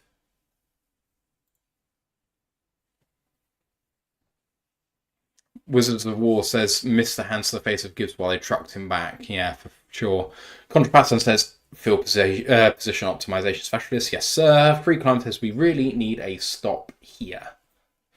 Mm-hmm. Yeah, but the thing is, even in the worst case scenario, if I can score a touchdown and get 2-point conversion, we have the ball with a tie game with plenty of time on the clock. They can't kill enough clock where this is the last possession, so we're going to have a chance to win the game in the worst case scenario. The experiment says, is illegal hands to the face not a penalty if a DE does it against the running back that is in for blocking, as Van Ginkel definitely had his hands pushing Gibbs' helmet back on the sack play. It definitely is a penalty, so it's just been missed. 4th down and goal now for the Colts. What are they going to do?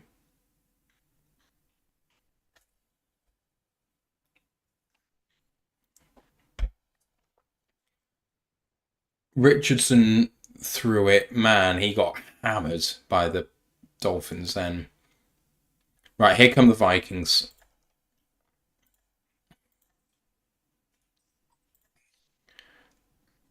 Play action, Darnold. Going for a deep shot to Addison. What a throw and what a catch down at 40. Fuck's sake.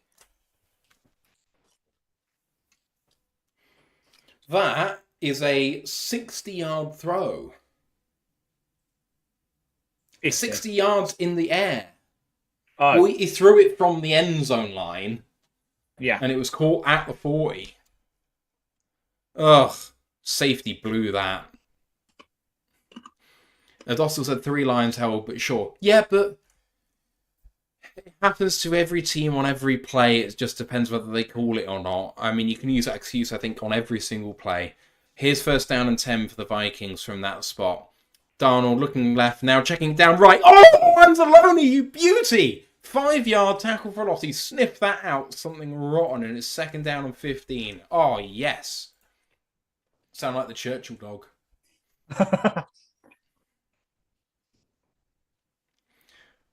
First pit stops are happening now in the F1. Mm-hmm. Back markers mainly. Yeah, Leclerc's like nearly 8 seconds in front of Verstappen. Jeez. Okay, from the 46-yard line, 2nd and 16. Rushing 5. Darnold going to escape upfield. DJ Reader missed him. Ooh. Darnold asking for a flag. He doesn't get it, but there is a flag on the play. I think that was a good no call on a flag there because Branch jumps. Branch is trying to jump over him, though. He's trying to avoid the contact. Yeah. It's a very late slide, and then Branch dives majority over him and just glances the helmet. I'm sorry, Sam, but you can't have that.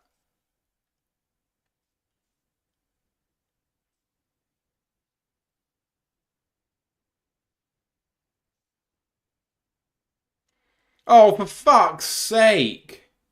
Illegal contact gives a 1st down to the Vikings. Penalty on Carlton Davis.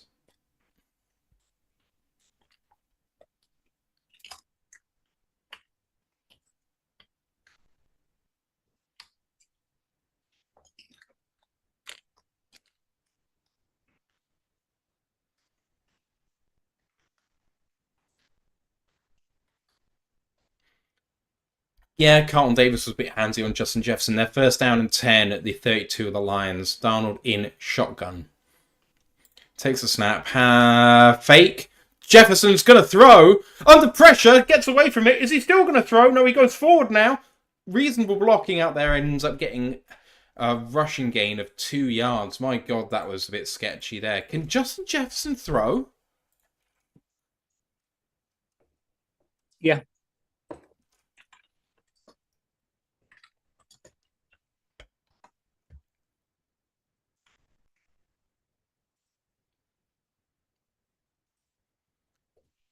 Oi, oi, oi, oi, oi, oi, oi, oi. 2nd down and 8. Come on. Come on now. From the 29.5-yard line, 2nd down and 7. Darnold takes a snap. Fake handoff again. Looking towards the end zone. Might check this down. Might try and escape upfield. Great tackle by Jack Campbell. Gain of 1. 3rd down and 6. Another big play coming up for the Vikings because I think with the amount of time left on the clock here, if you're held to 4th down, I think you take the points. Yeah. So for Jefferson, he is 4 of 7 in his career passing, at least in the NFL, for 69 yards, 4 first downs. So that was the first. Oh, and he didn't actually throw then, did he? 3rd down and 7. Anyway, less than 7 minutes to go now. Getting down. Thank you, Malcolm. Donald. Oh, gets away. Good tackle there by Malcolm Rodriguez for the sack. And it's going to be 4th down and 9.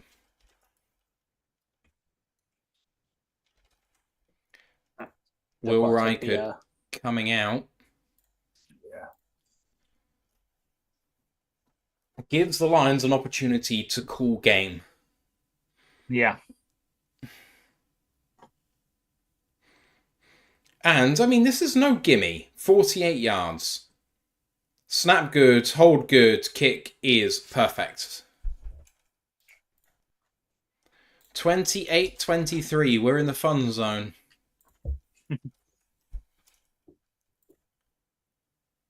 Texans have the ball back.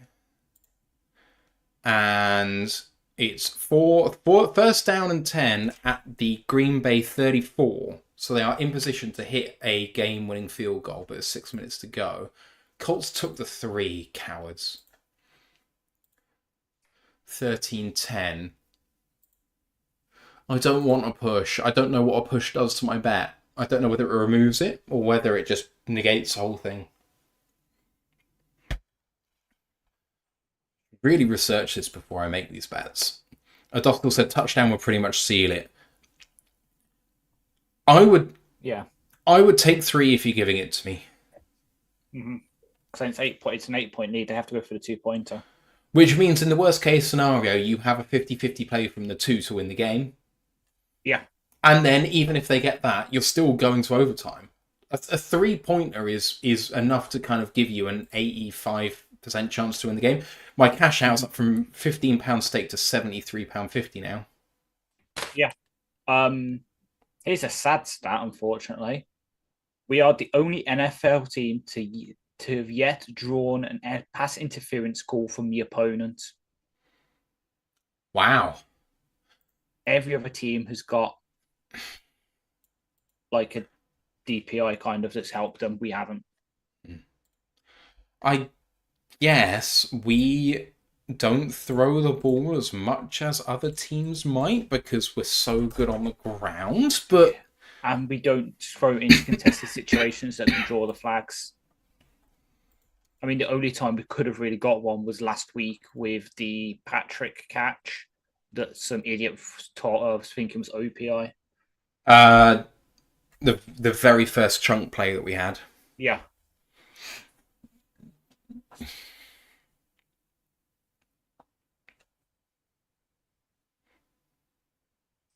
Nice. Science's Pit comes out in 5th. Yeah, Science is pitted though, isn't he, for hard, so he's going to get an undercut potentially on Verstappen. Yeah, I think the top tiers probably all go in for that one stop medium to hard strategy. I back it. Science is going to suffer late on then though if he does that. Yeah. I think they're hoping he can do what Leclerc's done already, kind of get that track position and then just defend. Should give Leclerc protection against when he stops. Exactly. Yeah, that's also the... Right. Because he is... 30 seconds, that's perfect. 6:04 to go. Kickoff by Rijkaard is 3 yards deep and a touchback. Lions coming out to the 30. Can they kill 6 minutes and 4 seconds with 3 Viking timeouts? I vote yes. It's time for the big boy bully football. Mm-hmm. Big boy bully ball. Did you get there? Where did you get there? 2:42 to go in the Houston Green Bay game. 1st down and 10 at the Green Bay 12. Here come the Lions. Goff under centre. Amon-Ra very close to the line of scrimmage. Lined up as a tight... No, sorry, that's not. That's just Shane Zylstra. Sorry, I saw the 4 there and I was like, oh my god. Pressure on Goff. Checks it down and incomplete.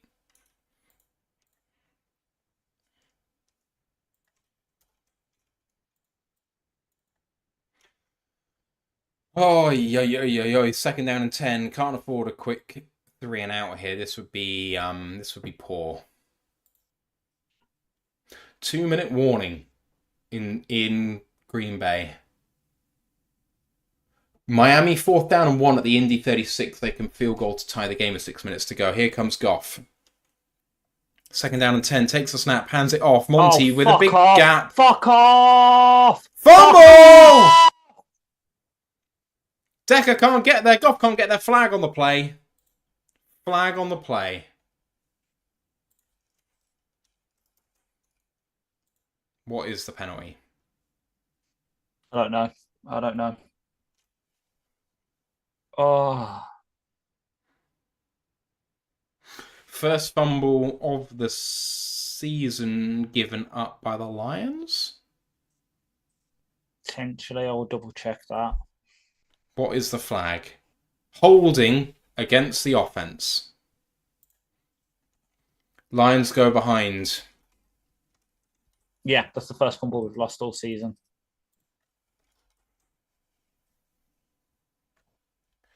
Oh, no.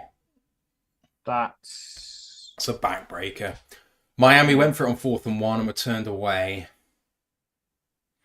Josh Metellus gets the strip and Ivan Pace returns it.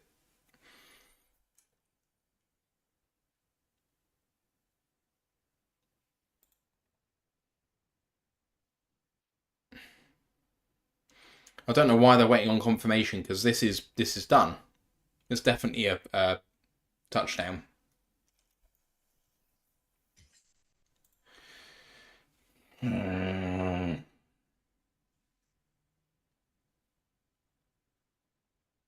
They're going for 2.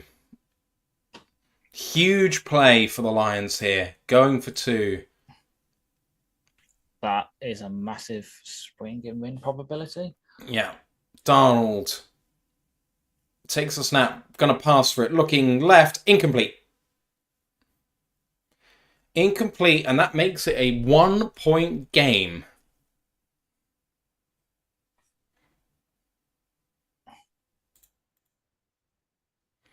All right, here we go. Ball game coming up right now, 1 point down. And because they've gone for 2 here, if the Lions score and go for 2, they'll be up by 7. I'm going to try and put a good spin on it. Yeah. Really good play by Metellus. Oh, I guess actually Cam Bynum, maybe, who kind of forces it a little bit, but hey.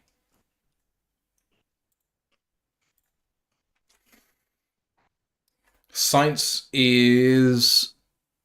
No, sorry. Verstappen has pitted and Sainz comes out way ahead.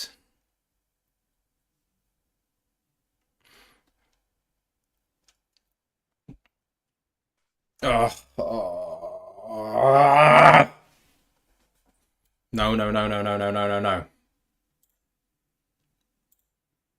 TJ said Monty is the last guy you'd expect to fumble. I mean, at the end of the day, all running backs fumble. They just do. Yeah.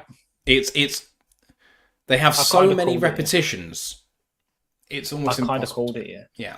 I kind of called it yesterday in the preview because Hans literally said it. He was like, "Oh yeah, like fumbles and that." I was like, "Oh, you say that, and it'll be like the Cowboys game a couple of years ago. Well, Jamal had never fumbled in his career and fumbles it on the 1 yard line."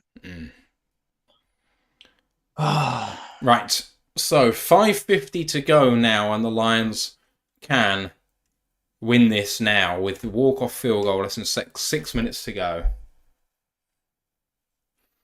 Shank said the bookies are way too smart with their lines, it being a 1-score game, a 1-point game at the moment. Goff under centre. And Gibbs this time through the middle, and he falls down after a gain of 3.5. Second down and 7.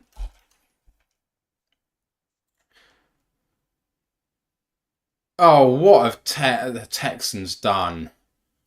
First and 10 at the 12. They went loss of 2, loss of 3, and then Stroud incompletion.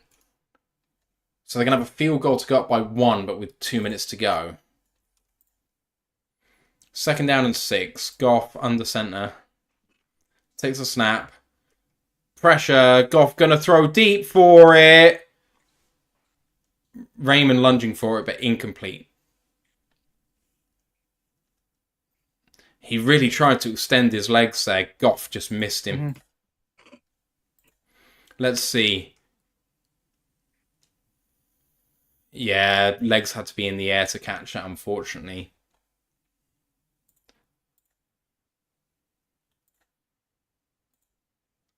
Shit. Oh, man, we should have had that. 3rd and 6. Massive play for the Lions here. Vikings showing massive pressure and press man across the board. Goff calling for it. Takes it. Oh, no. Rangnow does really well to recover. Goff just throwing it into the ground behind him, so it would have been a fumble. And because of that, losing massive yardage. And now the Lions' defense need to stop, and they're absolutely gassed.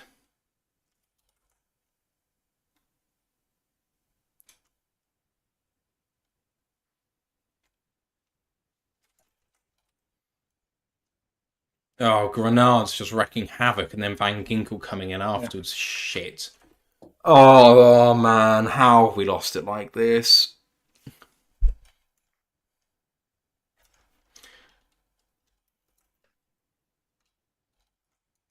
Really great punt by Fox. Good coverage. Fumbled it!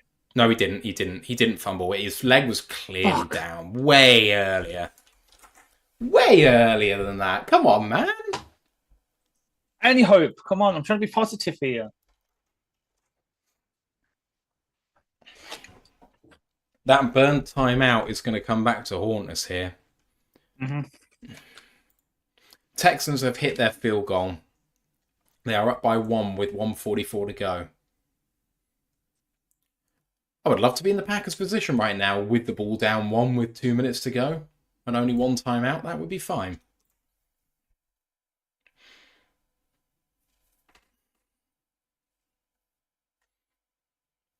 Right. We need another pick. Darnold hands this one off. And Jones with a really nice 5-yard run. 2nd down and 5. That's going to hurt big time.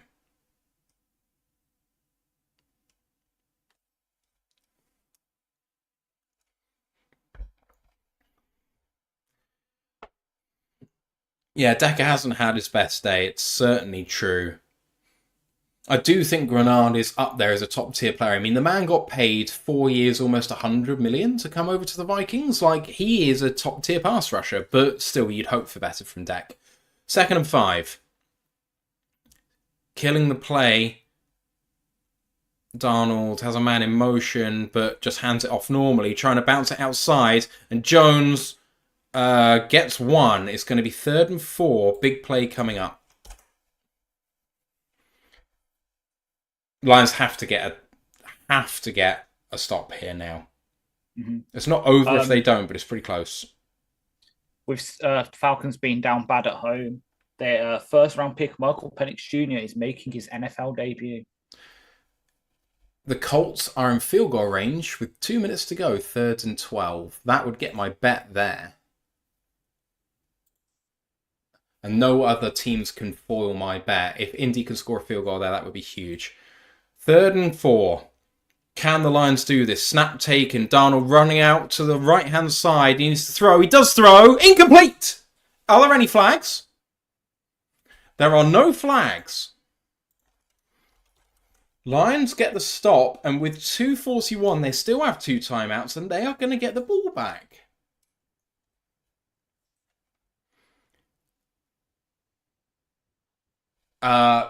The Packers have got to midfield already.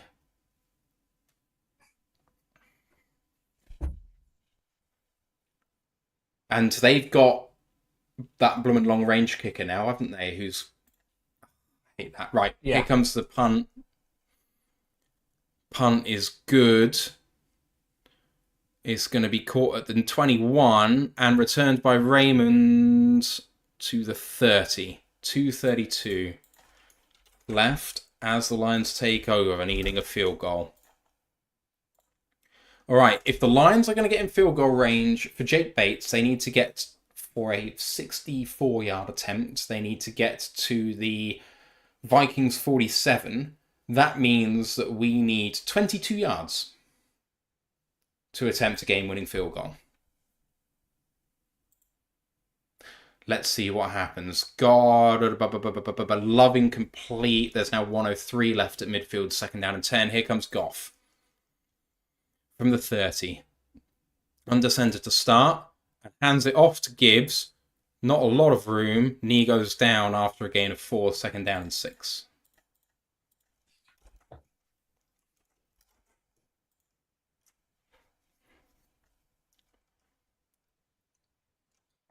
Love complete for 13 yards for 1st down and 10 at the Texans 37. Colts kick another field goal. Get in. Right, Goff takes the 2-minute warning. So the Lions are just very comfortable that they're going to have enough time with 2 timeouts here to do this, which I would be as well. Like, you just have to back yourself here. Silver linings, if we do win it by this field goal, I was 1 point off with my score prediction yesterday. I had it 30, I had it 31-28. It'll be 31-29. Will Anderson offside now puts the Packers at the 32 with 27 seconds left.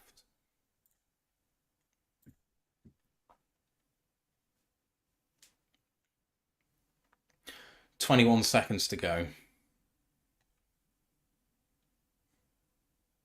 DK Metcalf being taken off on the trolley. Yeah, the injury. Yeah. Yeah, it just means more snaps for your boy Jacob Obo, the former Lion. Oh. Lol. Miami won't turn away on 4th down and 1. They went for the field goal and it hit the upright and didn't go through. Oof.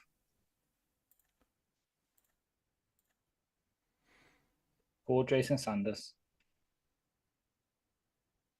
Oh! On 1st down and 5, the Packers went to the end zone to try and score a touchdown, and it was incomplete.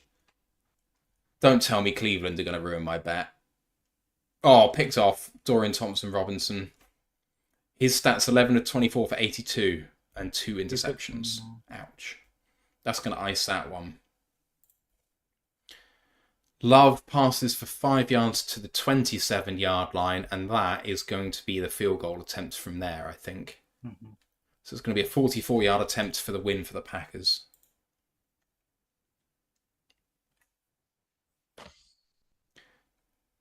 What a catch that was. 3 seconds left. Timeout taken by Green Bay, and it's all on whatever the new kicker's called. Can't remember his name. It is Brandon McManus, who's got a leg. Massive leg.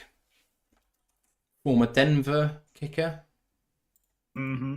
And Jacksonville. Yeah. Until he used his 3rd leg. But he didn't because he was cleared. Apparently. Yeah, allegedly. Right. 2 minutes. 2 minutes and the Lions have the ball. Needing not very many yards for a chance at the win. 2nd down and 6. Toss play to Gibbs. Lots of room there. 1st down Detroit and a bit more. Getting all the way down to the 48-yard line of Detroit. They only need to get, I would say, to their 45. So 10 more yards is going to be enough for Jake Bates. I mean, it's going to be a very long kick. And we know that he has the leg. But we know that he's, not... we've never seen it in the NFL. The clock continues to run. No timeouts taken here. Come on, Monty. Goff takes a snap and play action. Checks it down to Gibbs. Plenty of yards, all the way down to the 35-yard line of the Minnesota Vikings. And McManus kicks the field goal. Shit. Fuck it. That's so annoying. Okay.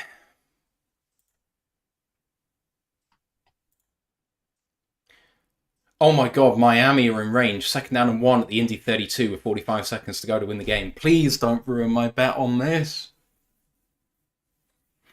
Right, Lions with 1:18 to go. 2 timeouts in field goal range. At the 36. Goff takes a snap. Fake handoff again. Looking. Can't take a sack here. Throws.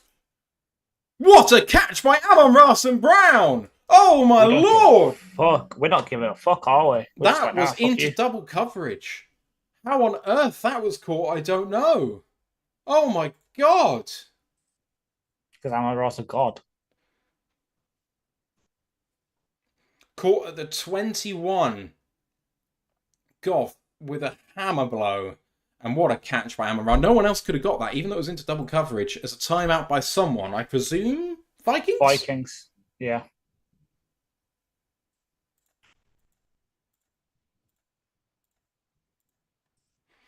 .107 to go. 1st down and 10 in field goal range. Oh my god. Come on. Come on.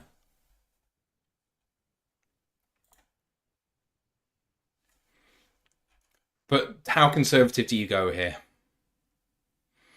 I think run it up the middle. I think we should go for this. We're in field goal range now. I think we should go for this because they need to sell out against the run to save their timeout. So let's pass. Get the touchdown. Goff hands this off to Gibbs. And it is going to be a tackle for a loss of half a yard. 2nd down and 11. And timeout taken by the Vikings.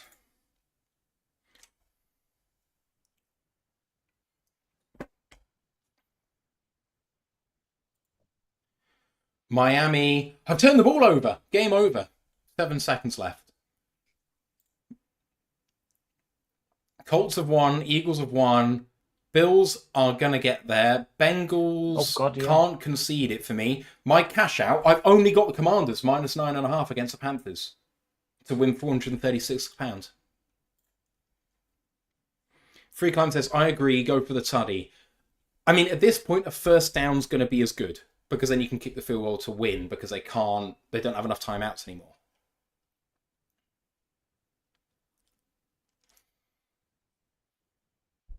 We're kneeling. 3rd down and 12 after Goff kneels. Whoa, this is way too conservative for me. We can't run the entirety of the clock down. They will have 16 seconds left. With no timeouts, just needing 2. So if they come out to the 30, they will only need. Will Rijkaard can hit it from like 60. They'll only need like 25 yards in 15 seconds. They can do that. This is silly.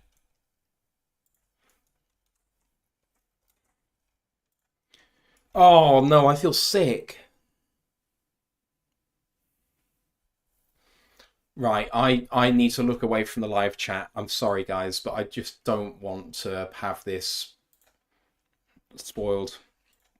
1 minute to go. Phone is upside down.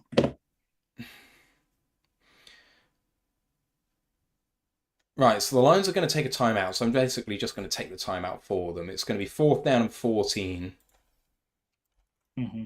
And we can take it all the way down to 19 seconds to go, and then the kick takes 4 seconds, so it'll be 15 to go. Do you then kick the ball so that it can be returned? Yes. It's a big risk. You do the line drive. Yeah. But if you do the line drive and it doesn't land in the landing zone and they come out to the 40. True. Right, yeah, there's timeout, 19 seconds on the clock. And Mushroom kicks back a fucking minute. Kill me. Jake Bates comes on. He can't be iced by the Vikings because they have no timeouts left.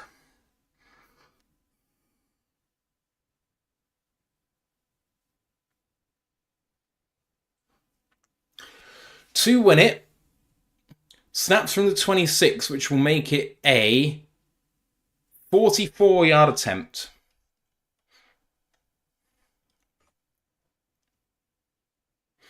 Come on. Come on, come on, come on, come on, come on. From the right hash. Jake Bates. Snap good. Hold good. Kick. Swirls. It's good! Good! Yes! 15 seconds to go. Lions lead. Vikings jumped over the line and they did not commit a penalty. They tried the block thing that Fip doesn't like. Yes, the jump over the guard rather than the centre. Yeah. Well done, Jake. Now, defence. We have put you in this position before. So, what are you going to do?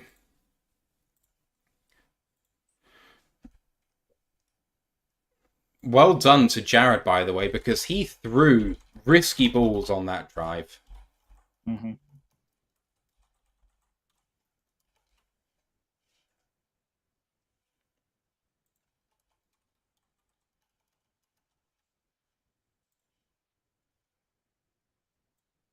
I think we kick it towards the end zone. I suppose. Here we go.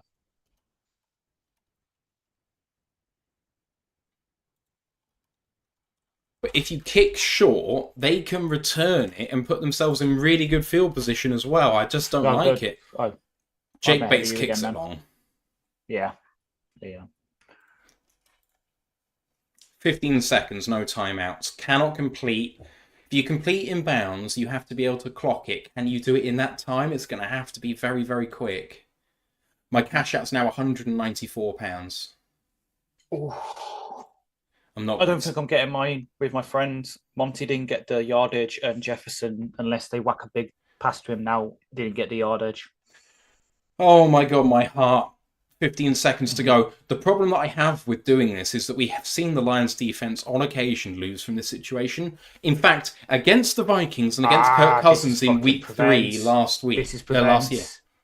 This is prevent. Yeah, but prevent in this situation is fine. We need boundary defense.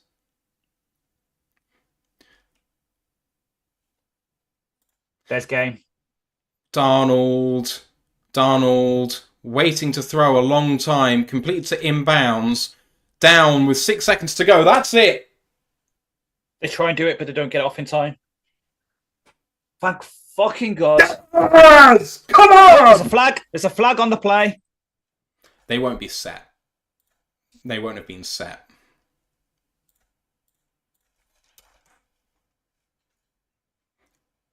Illegal formation, according to them.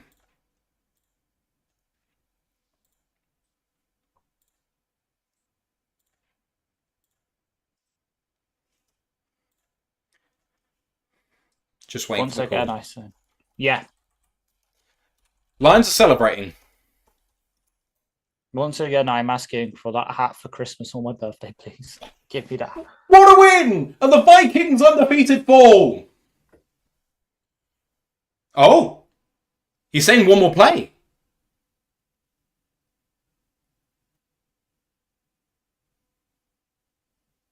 I swear we declined that.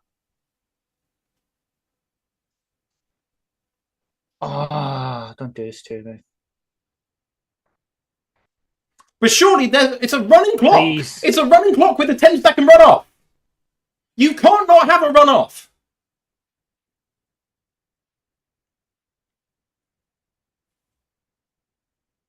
Oh, the referee is saying, the video referee is saying, as long as they were set, there's no runoff. Well, what's the point in the runoff then? What's the point in having it? Everyone's screaming it on Twitter. What's the point in having a runoff in that situation? Honestly, you know what I would do? I know it's a cuntish move, but it has happened before we do it. Because the Patriots used to do it on these kind of situations. Gronk, have Kirby, Branch, Amon Ra, Tim, like all our best patch catchers just fucking stand on the end zone. Just stand on the end zone. Oh my god, sweat time. Sweat fucking time. Here we go, so we're rushing, and it's a fucking sack to end the game! Well done to Trevor fucking Nowaski. Poole's game, thank God. Nowaski, you have just earned yourself the starting Sam job. Lions take the lead in the NFC. Here are your stats. And I would like to check, but I believe also the NFC as a whole. No, that's what I was saying. I said NFC. It didn't say NFC North. I thought you said NFC North. No, the whole game was for the 1 seed. Yeah. So Lions take the win in Minnesota, and they take a decisive advantage when it comes to looking at the division lead because they now have that tiebreaker against the Vikings. 31-29. Jared Goff, 22 for 25, 280 and 2 touchdowns, almost perfect.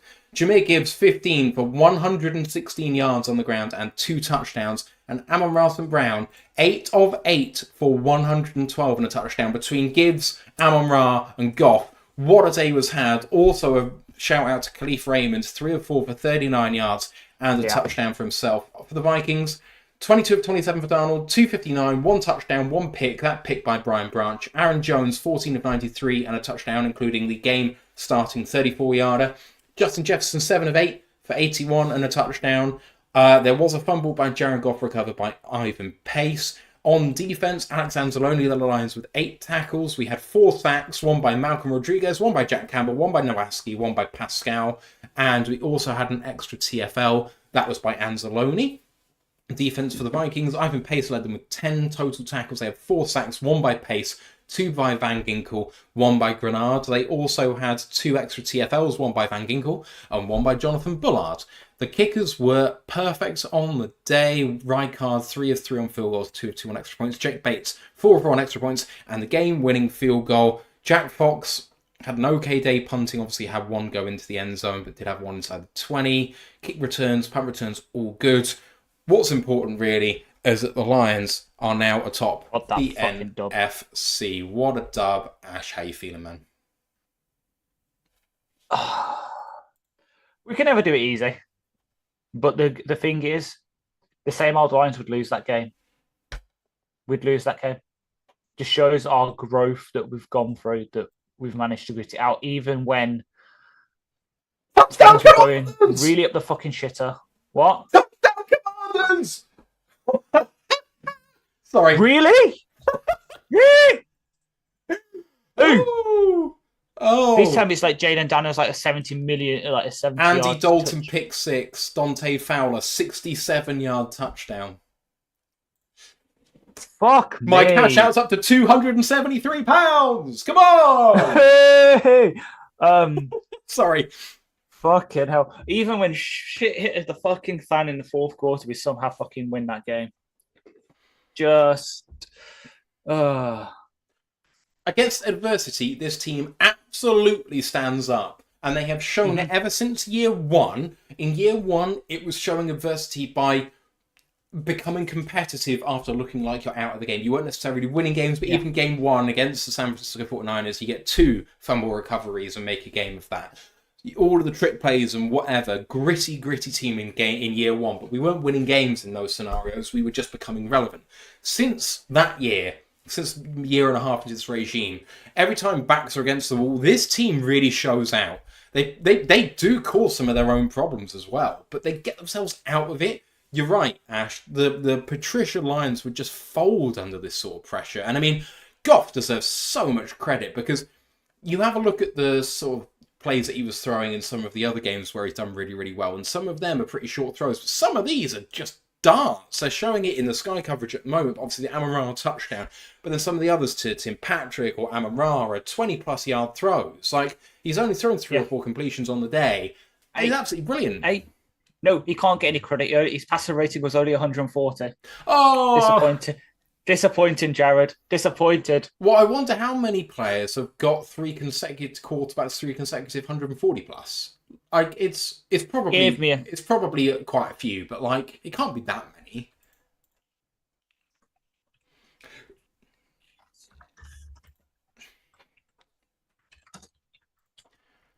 Oh man.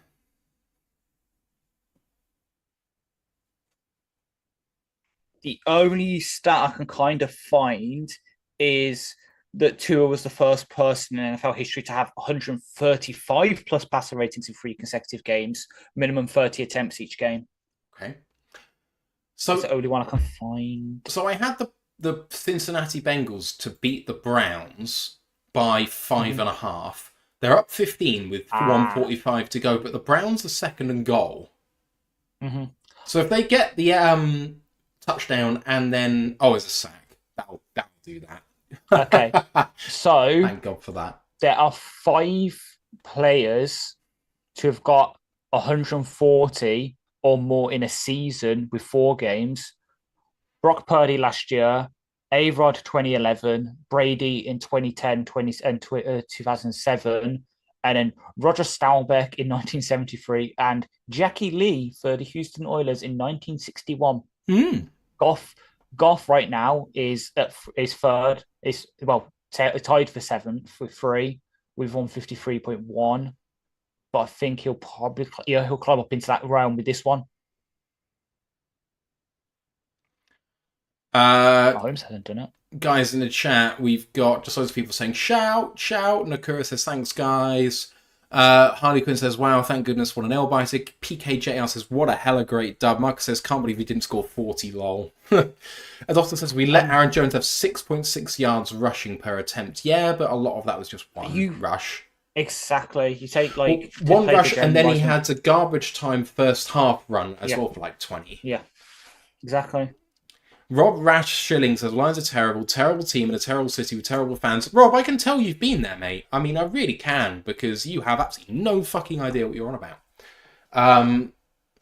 Experiment says Greg Olson curse is over. I admittedly muted him at 10-0 and listened to Roar the Lions only. Appreciate you.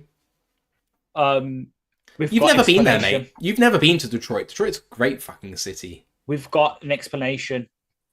Illegal formation is not a snap-killing foul, so it is not in the group of fouls considered for a runoff of 10 seconds. Yes, the Vikings may have found a hack, because what's to say that you don't line up center and QB and everyone else set where they are? So they found basically a hack. It. So Rob says, I live in Detroit. And it's like, okay, but everyone thinks where they live is shit. It's like a national trait. Yeah. International. Birmingham is a shithole, but I love Birmingham. Yeah, and I mean, downtown is absolutely beautiful, and the people are lovely, so welcoming, so hospitable. Well, you may call it the toilet. Why don't you leave? You don't have to live in misery. Browns have scored a touchdown. I'm just doing some casual trolling on Twitter because I'm bored. I found. Jameis Winston is in, by the way. Winston threw that touchdown, emergency third quarterback. Might be the first time the emergency third quarterback's ever been used. I think this has been used before. So they've got the 2-point conversion, 1:27 left. Please don't get the fucking onside kick. Please don't ruin my bet with this. Come on.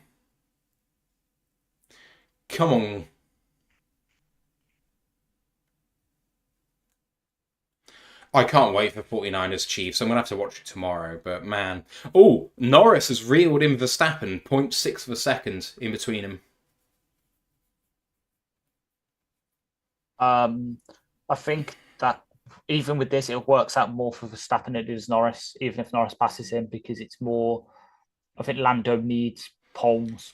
Lando needs to gain 9 points per race. However, losing 2 points to him here is much worse than gaining 2 points on him here. It's a 4-point swing. Like, it keeps it within the realm of possibility that he can win the world title.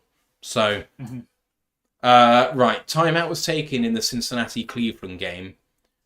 And so the onside kick is now about to come.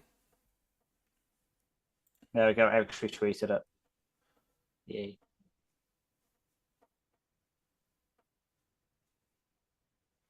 Harley Quinn says the Lions are fantastic and we're really proud of them. Fan really proud. Definitely no one I know calls it that. Jeff Early says no, we don't. But I'm from Wyandotte, so I can't really say I'm from there. Fair. I just cannot believe that we've got the win there eventually. It's fantastic. Right, onside kick was away and recovered by the Bengals. That's a win. That is a win for Matthew Turner's bet. At least one of us is getting it. Yeah. Well, now I just need to hope that the Commanders can hold on. I say hold on. I still need them to score another 3 points, but just have the Panthers fold. Oh, they've got the ball. They've got the ball at their own 10. I think the Panthers have just punted it away. Fair. Cool. Right. Guys in the chat, if you want to have some final thoughts, we're going to be signing off shortly. Big Area says, good job, fellas. We will see you later. Yes, we will, sir. Thank you for tuning in. Free Climb says, I grew up in Riverview. Great place. Mark LeBay says, only 3 others have 143 games in a row. Good knowledge. Who, Mark? Adolf still says... So, besides, if a terrible team is number 1 in the NFC, what does that say about Rob's favourite team? His favourite team are probably the Lions. He's probably just same old Lions guy. Dan Flynn in the chat saying, big win. Huge win. Carlton Wood says, phew, thanks guys. Bit of a nail biter. The game showed who we are. Grit, resilience, never say die. Stick to the plan. Wonder if we can add an asterisk to this win. 31-29, won without Hutch. That is a fucking asterisk to put on the game. Yes, sir. Yes, it is. Teppo says, thank guys. See you next week. Appreciate you, Teppo, tuning in all the way from Scandinavia.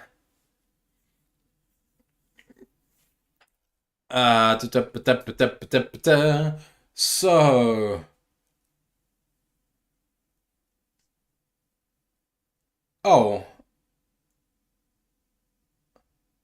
Jaden Daniels, I think, just had a 50-yard run, 46-yard run. 47, yeah.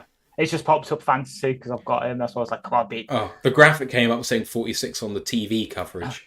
But I'll take the extra yard. Fancy, it's an extra point. So they're in almost field goal range now, which means that I'm going to have my bet cashing at that point. And the good news is, when I was worried about the kicker earlier that I picked up. Yeah. It's Cyber for the Commanders. Fair. TJ says, how many times was Goff sacked? Goff was sacked, I think, 4 times, I think, if I remember rightly. I'm having a look now. 4 sacks for 33 yards. The 4 sacks were by 2 from Van Ginkel, 1 by Jonathan Grenard, and 1 by Ivan Pace. Lost Ocean subscribing at Tier 1 for their 19th month says, hell of a win, go Lions. And David Reinfurt subscribing at Tier 1 for his 31st month in a row says, hell yeah, great win. David, amazing win, mate. Number 1 in the NFC, and we now hold the tiebreaker against the Vikings. Absolutely huge. This is one of the biggest wins, and I said this to Ash at the top of the show.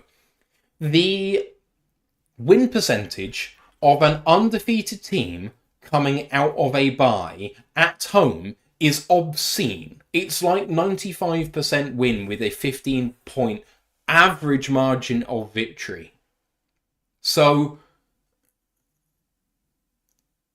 Teppo says, whoa, calling a Finn Scandinavian is the equivalent of calling an Irishman British. I'm very sorry, Teppo.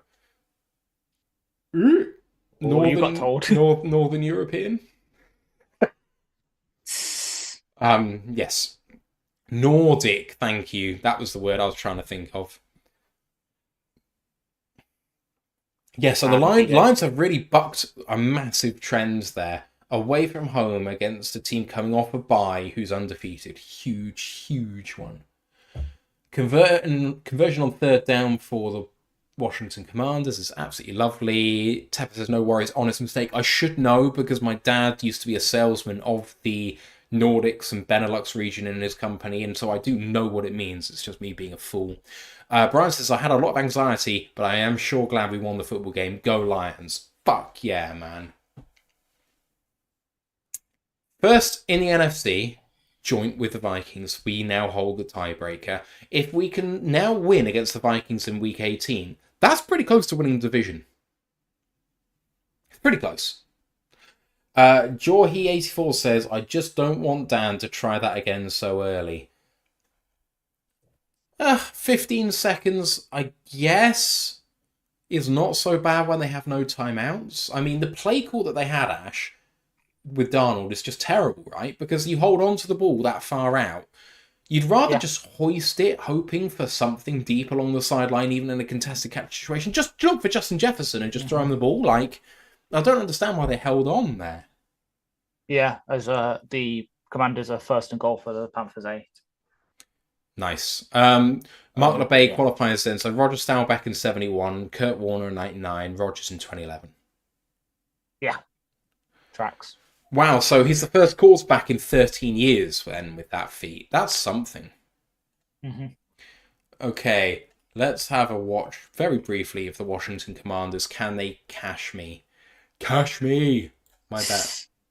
The Raiders are first and 21 as AOC takes an intentional grounding penalty. Fucking hell. My cash out's now at £332. Nice. But I'm still leaving £100 on the table there. First down and goal. Down at the 5.5. Terry McLaurin, second down and goal. Come on, Washington! Guys, I think we're going to call it a night there. We've obviously got tomorrow night to review the game. I hope you can join us for that. It's going to be 2:30 Eastern time as we recap the Lions going number 1 in the NFC with an absolutely monumental victory. Ash, any final thoughts? Fuck the Vikings. Fuck the Vikings indeed. Cheers, everybody. We'll see you tomorrow. Bye for now. Let's go, Lions. Bye.